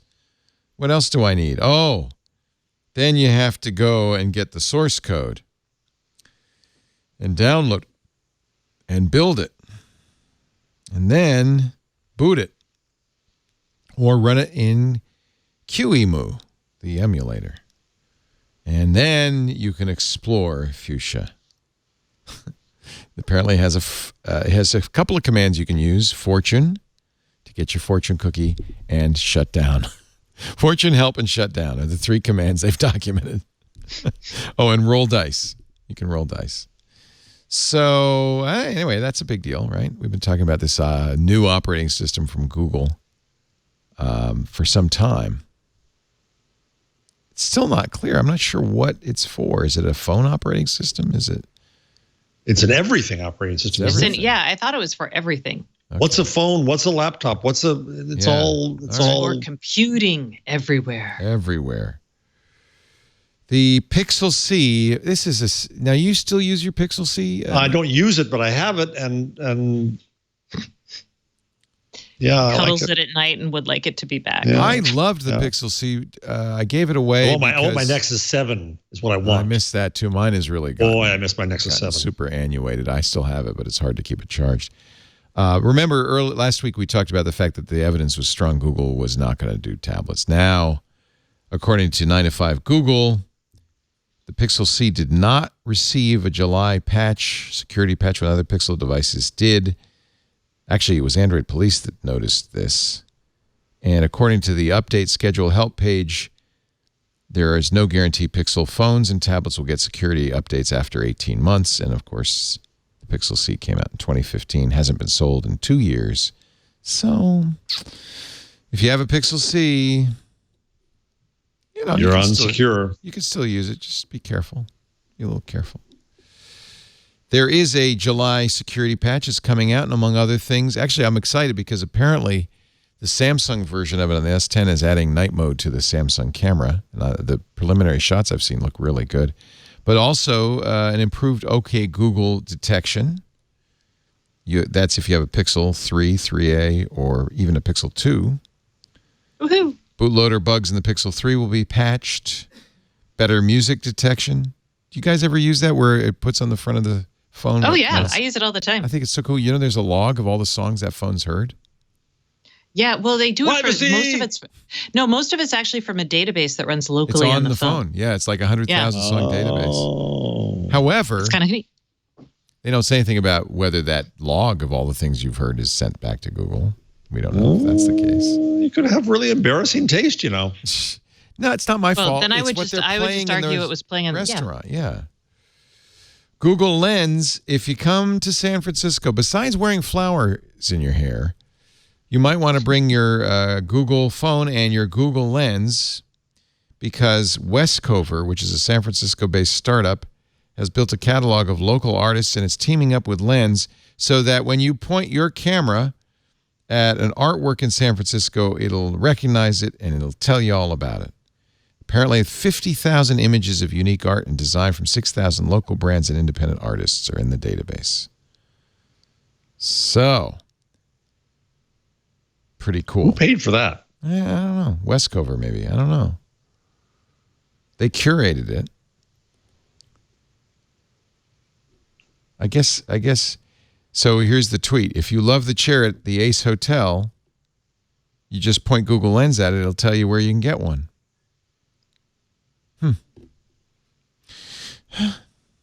Not much use if you're not in San Francisco. Google has patented a foldable phone. Patents don't always tell you much because, maybe they're just making it. But it looks kind of like a book. It's got a round binding. It's got 5 pages. It's a foldable smartphone with multiple pages. So it's a book. Yeah, it's a book, but each page is a display. Which means you could go back and forth a little bit. Yeah. They're held together by a book-like spine. The back where the spine is, that's where the battery, processor, and camera are. I don't think they're going to make this, but they patented it. That's the problem with patents. Companies these days patent whatever they can. The new Google Maps will have transit updates. I really like this. I hope this is going to be rolled out all over the world, so you'll know when the train is on its way, or even the bus, live traffic delays, and so forth. Now, this data is funny because this data is, many cities and municipalities gather this data, but also many cities and municipalities want to keep it to themselves, even though it's the taxpayers' data, because they've got their app they want. And so sometimes it's hard for Google and others to get this kind of information. In this case, they're going to crowdsource it. So if you're in Tokyo, you'll be able to see how many people are in the Shibuya station. By the way, there's a little warning at 9:40 a.m. The trains are usually standing room only. If you're going to Shibuya to Shinjuku, I've been on that train. That's a fun little subway. Boy, I love it. Down in the in my numbers, related is the most crowded subway lines, which Google now knows. Oh, Google knows. And of course, 4th of July, Independence Day is tomorrow. If you search for fireworks, I want you to do this tomorrow on your phone, on your map. You can do it right now. Can you do it right now? You can do it right now on that computer you're looking at. Baby, you're a firework. Let's do it. I'm going to go to google.com. You've heard of that, right? It's this new site where you can find stuff. Fireworks. That's it? Do I have to say near me? Let's see. Anything with fireworks in it. Oh, look. There's fireworks in the search results. That's good. That's fun. I like that. By the way, I can buy Phantom fireworks, TNT fireworks, right here in Petaluma. Please don't. Did you see the annual Washington demonstration of what fireworks can blow up if you do them wrong? No. On my Twitter feed, I retweeted a great post from, it just said winner from the Washington Post. It's worth going to if you can find it. I'm going to your Twitter stream. This is you, right? Yeah. That is, got the that blue is check. the real Jeff Jarvis. Leo, it's night mode. You know how I hate night mode. What are you doing with night mode on my Twitter feed? Twitter now has night mode. Sorry, Jeff. I don't want I use night mode. Sorry, Jeff. I like it dark. What's wrong with night mode? I like it like my coffee. I hate night mode. I like it dark. This is like 85 years old. Where are you? Where is your tweet, my friend? Where am I? Isn't it under retweets and tweets and replies or something? Oh, hold on, let me see. I don't know if tweets and replies. What's that? I don't understand. Oh, that's hurting me. I don't understand how Twitter works. Tweets and replies. Here it is. Hell. If you go to Twitter search and look under my name and look for winner, that'll know. Twitter search. This is not going to be worth it now, of course. Okay. No. First, I'll look for your name, and then what? I think my one word retweet was winner. Winner, chicken dinner. Does Twitter search work like that? If you go to advanced search, oh, you didn't tell me you can that. find the word winner. The winner from in local account, mobile would be the one who knows what's right around Jeff here. Jarvis. This is a 2010 tweet. It came up with a tweet from 2010. No, never mind. I'm excited because I am going to a 4th of July party. I got it. I found it. Oh, good. It's not there in it dark is. mode because Karsten's a... There, thank you, Carson. Good work. This video is worth it. Okay, go full screen and play the sound. Okay. Hold on. This is from the Washington Post. Every year, the government demonstrates what you shouldn't do with fireworks. Do not set your friend's dress on fire. Do not put it in your hand. Oh my God. Do not. Yes. Do not put it on your head. On your head. Do not look into the firework. This is great. They do this. They have to do it more than once. Oh my God. There's a watermelon being blown up. We use the watermelon a lot, but it's worth it. Oh, it's always good. How many people are going to go and try to blow up watermelon now? Oh, I come am. on. Me? I'm like, oh, that looks like awesome. So there. Blew up good. Yeah. Oh, ow, ooh, ah. Okay, so they take a bunch of dummies, mannequins. 5 firework deaths in 2018. 5 doesn't seem like that big a number. Oh, he set his sister on fire. He set his sister on fire, and of course, because she's made of plastic, she's melting. She melts. So I will say 2 things. One, this year, my 4th of July party we'll have a hand surgeon there, which I think is awesome. Oh, in case of any finger loss. Just have it. I mean, like, that's kind of a sucky job to have on the 4th of July, but okay. And then 2, when I was growing up in Houston, where we did fun things like actually tip cows, I had a friend who decided to put a firework on his head and launch it at another friend. Good And Lord. These were people who were, 16 or 17. So never underestimate the stupidity of, I'm going to go with boys, teenage boys in particular. Yeah, I'm not going to complain. You're right. And I mean, it's possible. It never occurred to me to put a firecracker, a Roman candle on my head and, Jesus. Yeah, I'm surprised that person's still alive.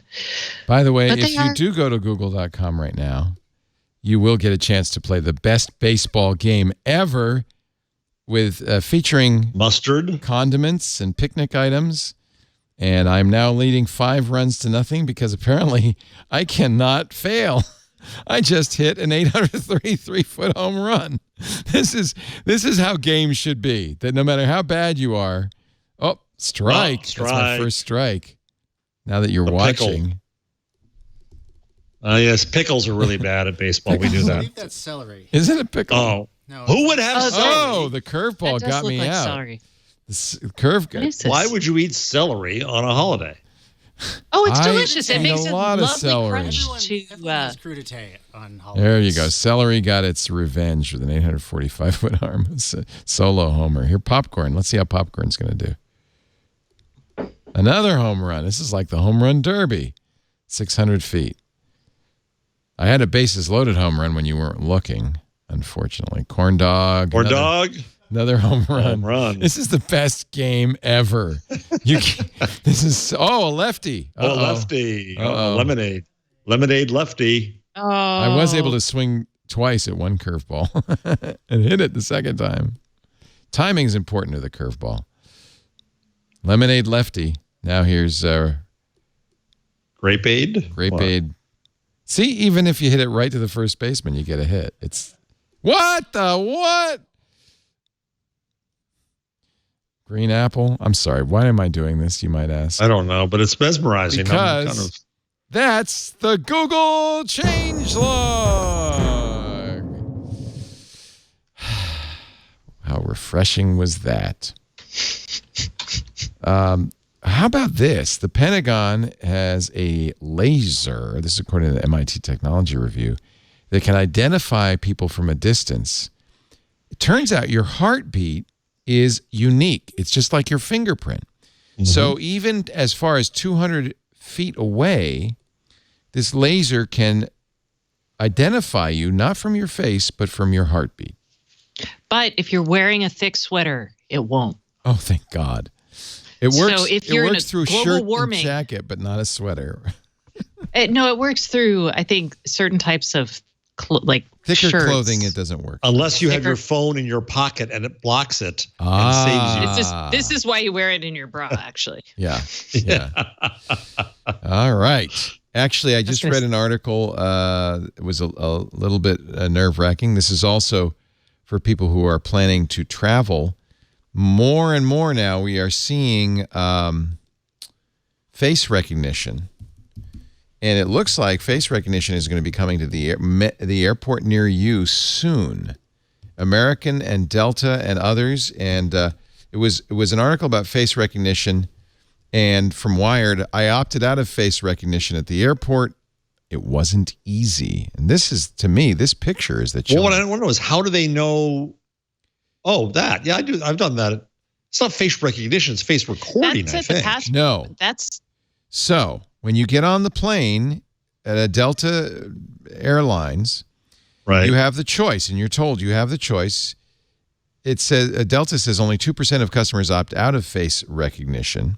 What happens is you walk up, instead of having to pull out a passport or any identification, they match your face to an existing Customs and Border Patrol database of visas and passports. And he said, in the article, is it a he? Ali Funk, I don't know. He or she said, probably she, right?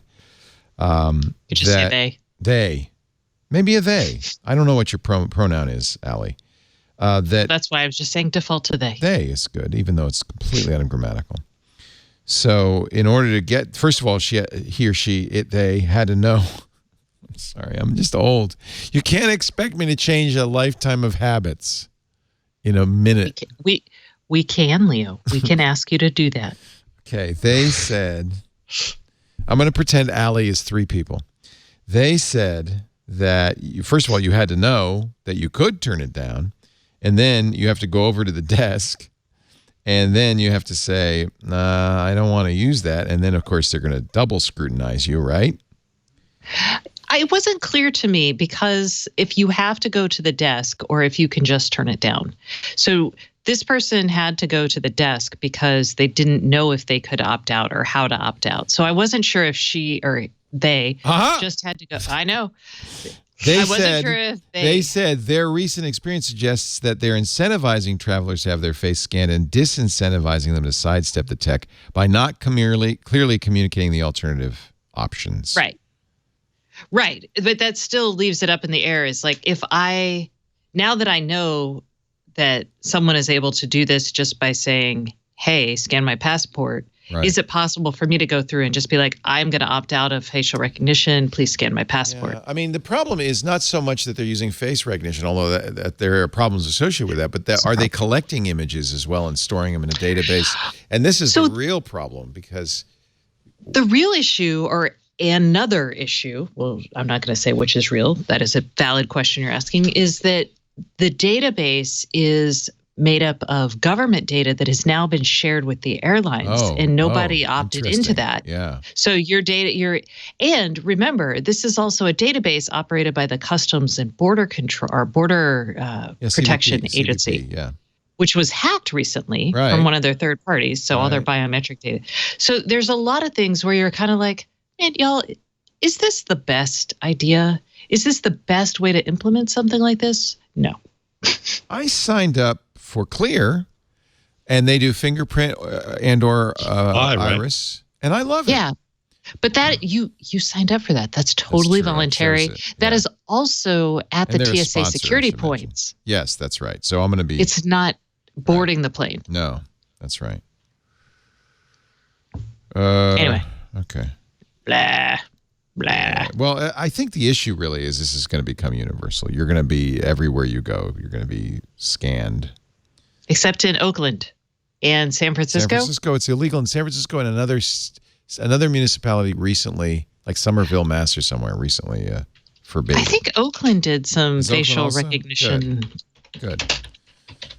Intel's getting out of the 5G smartphone market, and as a result, they are auctioning off their massive collection of patents, 8,500 in all. It seems rather final. Yeah, that's it. We're done. They are so happy to get out of that business. This phone thing, it's over. They were so happy. You know what? They were waiting. They were watching to see what Apple and Qualcomm did. And as soon as Apple dropped their lawsuit against Qualcomm, meaning they could use Qualcomm's chips because they had been pressuring Intel, they said, Intel, you've got to develop 5G radios. Oh. As soon as Apple said they have a 5-year deal with Qualcomm, Intel said, we're out of it. We're done. We're done. And just in case Apple might try to come back to them, they're selling off the patents.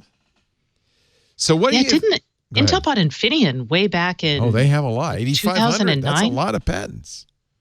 Well, no, I'm just thinking they spent money trying to get here. And, man, Intel just really sucks at mobile. Who buys them? Huawei? Oh, well, there's lots of people. But the sad thing is, it could just well be a patent troll. I mean, Qualcomm, some have even said, Qualcomm has two businesses. One is making chips and radios. The other one is collecting intellectual property and suing people.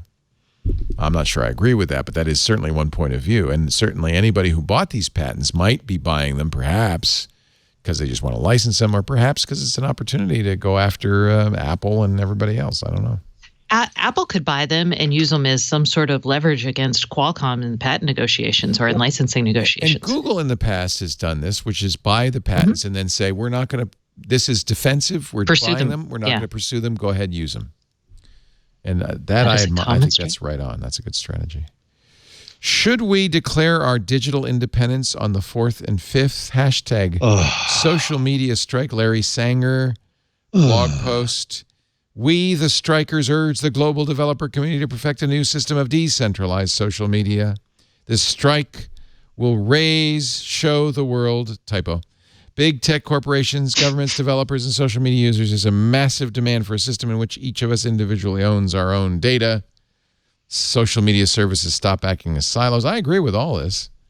Compete to create the best user experience and have a standard set of protocols and standards. I love all of this. I almost left a comment on this, but I decided not to be snarky. Just saying, I'll miss the 5 of you. See you on Saturday. I'm in, man. You're not going to see me on social media. You pretty much don't anyway, but I don't have Facebook. I don't have Instagram.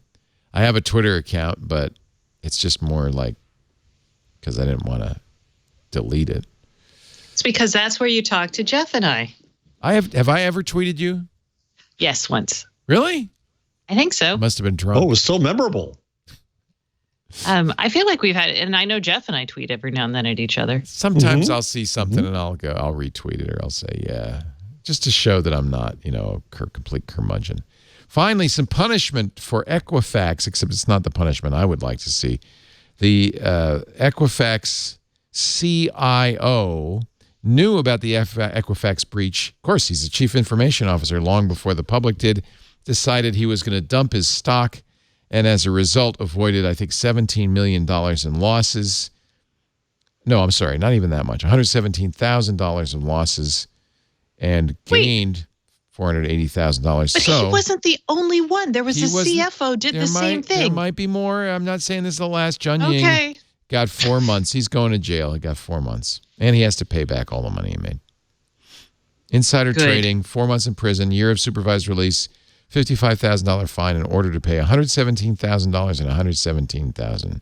No, $117,000 and $117, which is a very strange fine. I guess because I don't know. Maybe that's how much he made or saved or didn't lose. Actually, I think that's what it is. Good on that. There are other executives did the exact same thing, so it better not just be the CIO. I hope they all get it, baby. Still, I think there should be punishment for just losing that data. Yes. That we're not going to see. That's the point, yeah. That we're not going to see. Insider trading, you can't do that in this country. He got... Stewart went to jail for it. She got more time than he got. Martha Stewart, she was in a lot longer. Yeah. How about that? Anything else you want to talk about before I... What did you think? What has your world been as it roiled feathers that Microsoft is going to kill books? Yeah, we've been talking about it. They're doing it in the best possible way. They're paying... First of all, not many people took advantage of Microsoft's bookstore. You used Edge, their browser. I mean, that wasn't the best way to read a book for anybody. However, and they've decided as of the 2nd of July, yesterday, I think, to turn the server off, which means because it's copy protected, those ebooks will no longer work. They're refunding every penny. Here's the bigger issue. If you have annotations those will be lost, but they said they're going to pay you an extra $25 if you had annotation. Oy. If you're a researcher, a professor, it's a potentially student, bad. Yeah. I mean, would there have been the reason I raised it is would there have been a technical yes alternative? Yes. Thank you. Not for Microsoft, but for you, the user. And it might prompt people to think about all of the content they have that's copy protected, the TV shows, the movies, the books that they've bought from various vendors. It's copy protected. If the vendor decides no longer to support it, those will disappear from your library. Your library is gone. So maybe now's the time to download those and take the copy protection out, in which case they'll continue to work. Now, we had a long conversation on Twitter on Sunday about whether that was legal. And one panelist said it was, one said it wasn't. It's not clear. You're making a copy for archival purposes. That's legal, sort of. The DMCA says you can't reverse engineer copy protection. That's illegal, sort of. It's legal to make a copy, but it's illegal to break the You can't read it. Yes, you can Yes. copy it, but you can't. Yeah, you can't. And then from a purely pragmatic point of view, what are they going to? They're not going to throw you in jail for doing that, especially if you bought the book and they turned off the server. So I think you could find a way. Oh, we talked about Twitter and Trump's tweets. Yes. And now there is breaking news happening this morning. Yes. So this was only sort of breaking. It's just in. Oh, no. This was just updated. The Justice Department is now looking at one of Trump's tweets, and based on the fact that Trump is saying that it is fake news that the Commerce Department will stop printing the census without the citizenship question. So he can't make up his mind. So 2 days ago, he said, no, we're going to go forward. He lost in the Supreme Court. Right. 2 days ago, he said, no, we're going to pursue this. Yesterday, he said, no, we're not going to. Today, he tweeted, yes, we are. And now And this is why you have to read the tweets.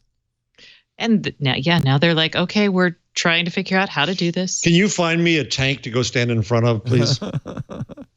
Yes, actually. There would be tanks. They're moving through the streets of downtown DC. Washington. Go right now. Okay. Something is happening. Oh, I see. Okay. Is it time to talk about Yeah, we're going to things? do our things, but just one little question. I mean, I think it's going to be now, every president from now on will be making pronouncements on Twitter, yes? Is that a good thing or a bad thing? Is that the future of direct communication? I don't think it's a bad thing to have a direct line of communication on Twitter. Yeah. I think most presidents, hopefully going forward after this, will be more measured in less. Obama tweeted, yeah. He did, but no one was ever.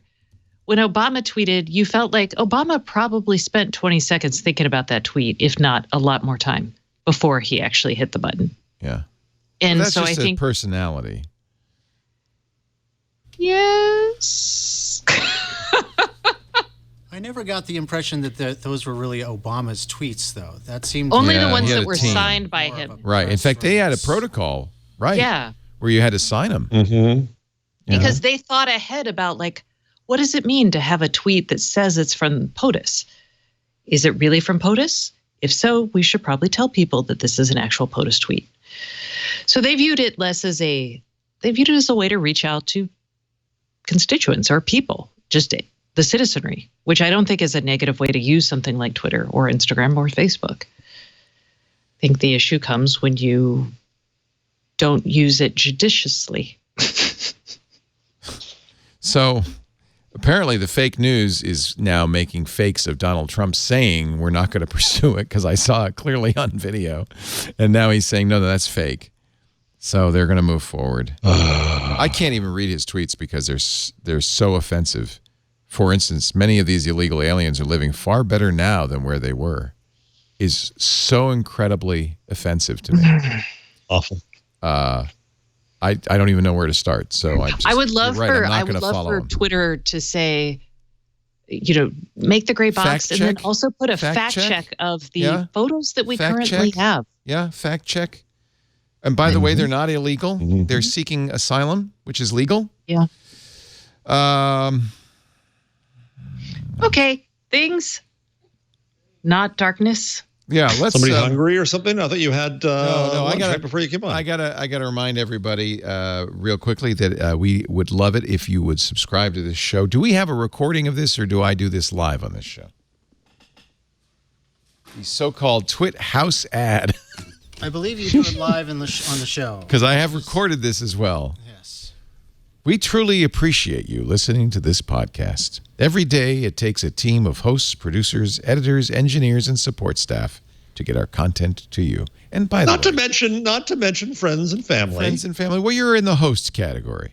Oh. As you know, our podcasts are free and ad-supported. So the easiest thing you can do to help our network is to subscribe to this show and all your favorite Twit podcasts. Subscribing now means you'll get each new episode the moment it publishes. Thank you for listening. Remember to subscribe on your favorite podcast application or visit twit.tv/subscribe. This concludes today's house ad. I never liked reading PSAs on the radio either. You could be more friendly. You could be like, hey, guys, if you love the show, this is how we make money. I say this at the end of every show. Subscriptions doesn't make us money, but it does help us by getting more consistent downloads. That's what we really want. You get this for free. Yeah. Sometimes we don't have ads. Subscribe. The least you can do for this 2 hours of free content, whatever you want to call it, is subscribe to it and get more of it. Yeah. Come on. Yeah. We don't ask much. That's all we ask. Yeah. F and subscribe, huh? Yeah, F and subscribe. Thank you. Take my ad out and leave that one in. That's good. F and subscribe. Stacy, do you have a pick this week? I sort of do. I know you wanted me to make boomerangs my pick, but I was going to do... Before the show, Stacy was talking about these frozen fake Australian pies. They're made in Australia called boomerangs, which she loves. They're delicious. And it's hard to find delicious frozen foods. Hand pies. Do you micro them or do you put them in your fine June oven? You can do either, or you can do a hybrid. I just microwave them because I've got things to do. You're in a hurry. I think the June tweets says, this is below me. Oh, I have the a June $15,000 oven. I don't do this. Oh, no, now it's... Oh, you guys, though, the June with the tariffs... Yes. They now have a $5.99 version, but I just got an email saying as of July 1st that because of tariff concerns, they are raising the price by $100. So that is happening in action. But which doesn't make me feel better because I paid $1,500. You know what? I love my June so much. I don't even care that I paid double the price it is or triple the price it is now. That is such impressive cognitive dissonance. That is I think you call that maturity, don't you, Leo? Yeah. That's really impressive. Mature, yeah. I love it. There's nothing else I can do with it, and it still makes me happy. So I'm like, I paid oven. More, but that's okay. It's an Android-based toaster oven, convection oven, and it's actually quite good. I love it. I paid a little too much for it, but I think it's worth $500 or $600. Absolutely. Easily. Okay. So today's toy, I haven't put it in my car yet, but one of my awesome people, and he may even be listening.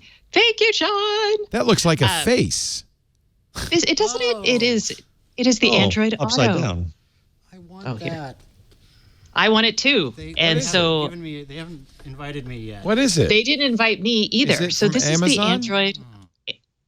I keep saying Android. I'm sorry. It's the Echo Auto. They teased this a year ago. A year ago. Oh, so it's out. Yes. So, Echo Auto, add you-know-who to your car. Take you-know-who on the road. It's $24.99, so it's not expensive. Have you set it up yet? No, I got it. I actually got it on Friday, and I didn't set it up yet. But I'm showing it to you now. Next week, I'll tell you how it works. But I can tell you it's going to let me play my music. Nice. Yay. It doesn't work with certain cars. So if you go to the website... I'm going to put it in my Tesla, so that's fine. It does work on Teslas? It does work on Teslas. It gives me local search, local traffic, news, podcasts, weather. So I see two wires. So one is obviously power. Do you then have to connect it to the aux jack on your car? Yes. Okay. Here's my auxiliary. Auxiliary. Did it? But your Tesla doesn't have an aux jack. Well, then I just tie it into this. Really? So it's not Bluetooth. Oh, but you could use a USB cable. I get it. USB cable. Okay. And it's USB to micro USB, so that's what you need Will to know the there. Tesla be smart enough to recognize that that's a source of audio? We're going to see. We'll find out. And there was something else I was going to tell you about it, but now I've forgotten. So you can ask for maps, and if the car's smart enough, It won't work. So it doesn't work well. It doesn't play nicely with Android Auto or with Apple CarPlay. Oh. That's the other thing you need to know. Oh. Well, you don't really need it if you've got Android Auto, right? Or if you've got Siri or Google Assistant in there, you don't really need. Right. And I don't have that. So I'm like very excited to see what happens. Yeah, it's funny because Tesla, as high tech as it is, has its own, entertainment navigation system, which is fine. I think it's fine. I'm used to it. But it would be nice to have a little bit better voice assistant. It's not a very good voice assistant. Yeah, well, I just constantly have questions that I'm used to just asking either Google or Amazon in my house. Yeah. And yeah. Yeah. Interesting. Interesting. My Tesla is going back to the company in about 2 weeks. Yeah. The lease, so what are you what's buying? next? lease is out on the 22nd. Nothing. What? You saw we had no ads. I can't afford a car. I'm bicycling from now on. Scootering in. We already have a Chevy Bolt, which is Chevy's all-electric, and it's quite nice, and it was a lot less expensive than a Tesla. So I'll be driving Lisa's internal combustion car, Ice baby. car, for the next year and a half till that lease runs out. And then at some point after that, I'm going to figure out what I'm going to get. I was hoping Karsten would also become your chauffeur with a nice cap on. I have a cap for him. He refuses to wear it. I don't understand. Oh. It's because he Bow went to tie and the Harvard. cap? Just take your Segway. I'm going to segue in. I do have a Segway. How many miles from the office are you? Do you live? Only 2. I could Oh, walk. so you could segue in. Oh, you you really could could segue walk. in. I could walk. The problem is it's not an Yeah, that's- attractive walk. There's a lot of traffic and there's Yeah. no sidewalk. It's one of There's those a things. freeway between, It's right? sad. Yeah, it's really sad that communities don't require sidewalks, for crying out loud, everywhere. Because I would love to walk, but I don't want to walk in traffic. So thank you. That's a good pick. I'm glad to hear it's here. You haven't gotten yours yet, though, Karsten, huh? You applied for an invite, but no I word. applied for an invite like the first day. It's been so long, Still- I don't even remember if I did or not. A bunch of people are getting them. How did they let you know, Stacey? Was it an email? Yeah, it's an email invite. But again, it wasn't to me. It was to one of my listeners, and they got it for me. Wasn't that nice of them? That's why I said, thanks, John. I get it now. He's When also was the one of last time your we had this listeners. kind of... Sorry, Stacey. Oh, that's okay. When was the last time we had this kind of scarcity rollout? Amazon's I was thinking always about done They it. did it with the Echo. They did it with the Look. I know, but it's kind of over, folks. Everything. They do that I with, like, think half the they're doing it products. to test how people use it and also to test like audience before they make a bunch of them. It's not a I dumb think it's idea. a gimmick. Like OnePlus, we were talking about OnePlus earlier, right? That was their whole shtick at It's the a beginning. marketing gimmick, yeah. Right, it's a marketing gimmick. Apple, and no, we don't have so many phones. Amazon, get past it. People want your thing, sell them your thing. Maybe they've got us all in a blacklist where they're not giving us it until later. Dun, dun, dun. Jeff, do you have a numero? Well, kind of, because my real number this week is 15, which is the age of Coco Gauff, because I was mesmerized watching her in her second round win in Wimbledon. She's a tennis player. Unbelievable. Yeah. Absolutely unbelievable. 15 years old, beat Venus Williams in the first round after a wild card, and then beat Rybakina. It was kind of neat because she grew up idolizing Venus. Exactly. So that was cool. And, I mean, really incredibly poised, incredibly graceful. And after beating Venus, came over and said, "I'm only here because of you. Yeah. You know, you're my hero. Thank you." Isn't that great? And she'd met Venus before because they both work in Delray, Florida, but said, "I never had the courage to say it before." Just a sweetheart, smart in her play, brilliant and I'm not a good strategian in tennis, but even I can see how smart her play is. powerful, just amazing to watch. It's really exciting to watch a new star who keeps going on the rise. You may be witnessing the next Venus and Serena, or the next Roger. I'm going to say Fiedler.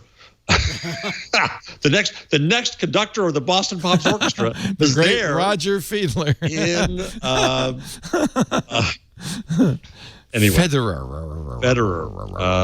We're big Fed fans in this house. Nice. So anyway, it was just great. So that's what I did. I didn't go looking for my number, but I have one which I mentioned already, which is Google now knows the most crowded subway lines.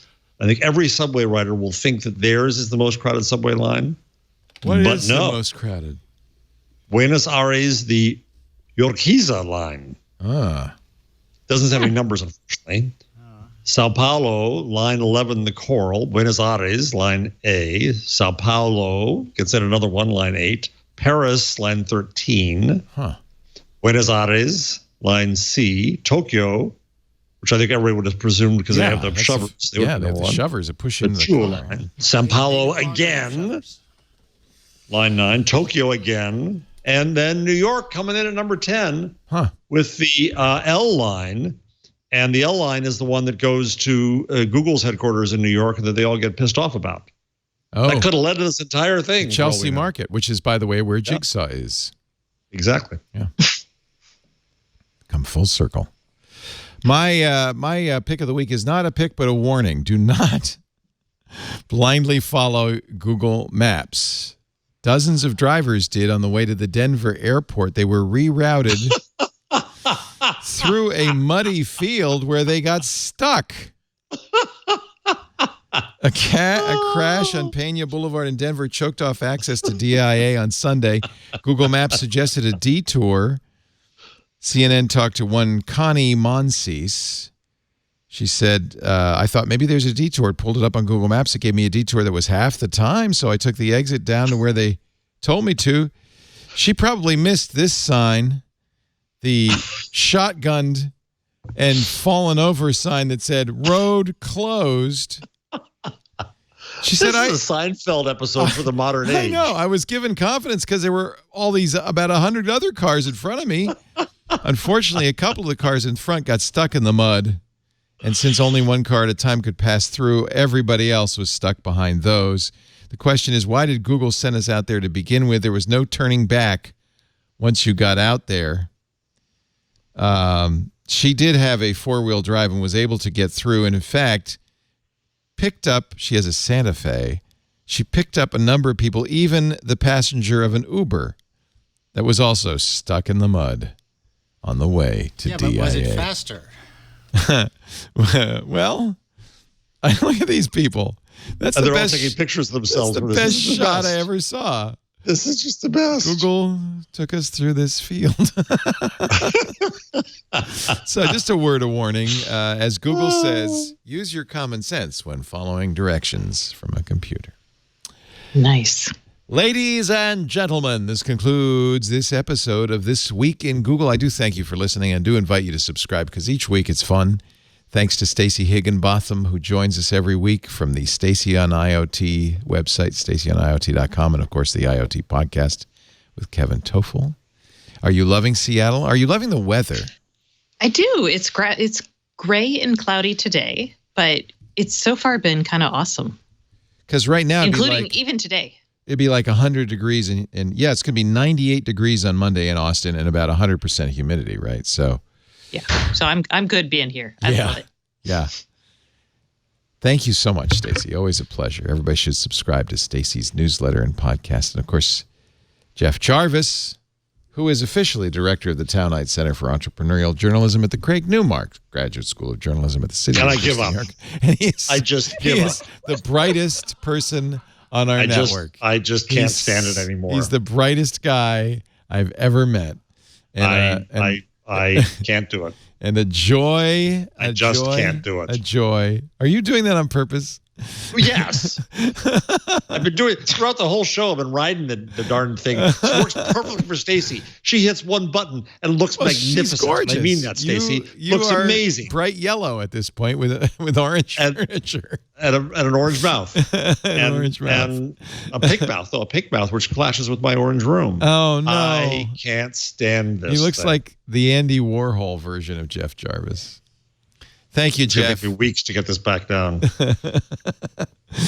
We do This Week in Google every Wednesday, 1:30 Pacific, 4:30 Eastern, 20:30 UTC. Come by and watch us at twit.tv/live. You can also listen live. If you're doing that, chat live at irc.twit.tv. Downloadable versions of every show we do are available on our website, twit.tv, audio or video.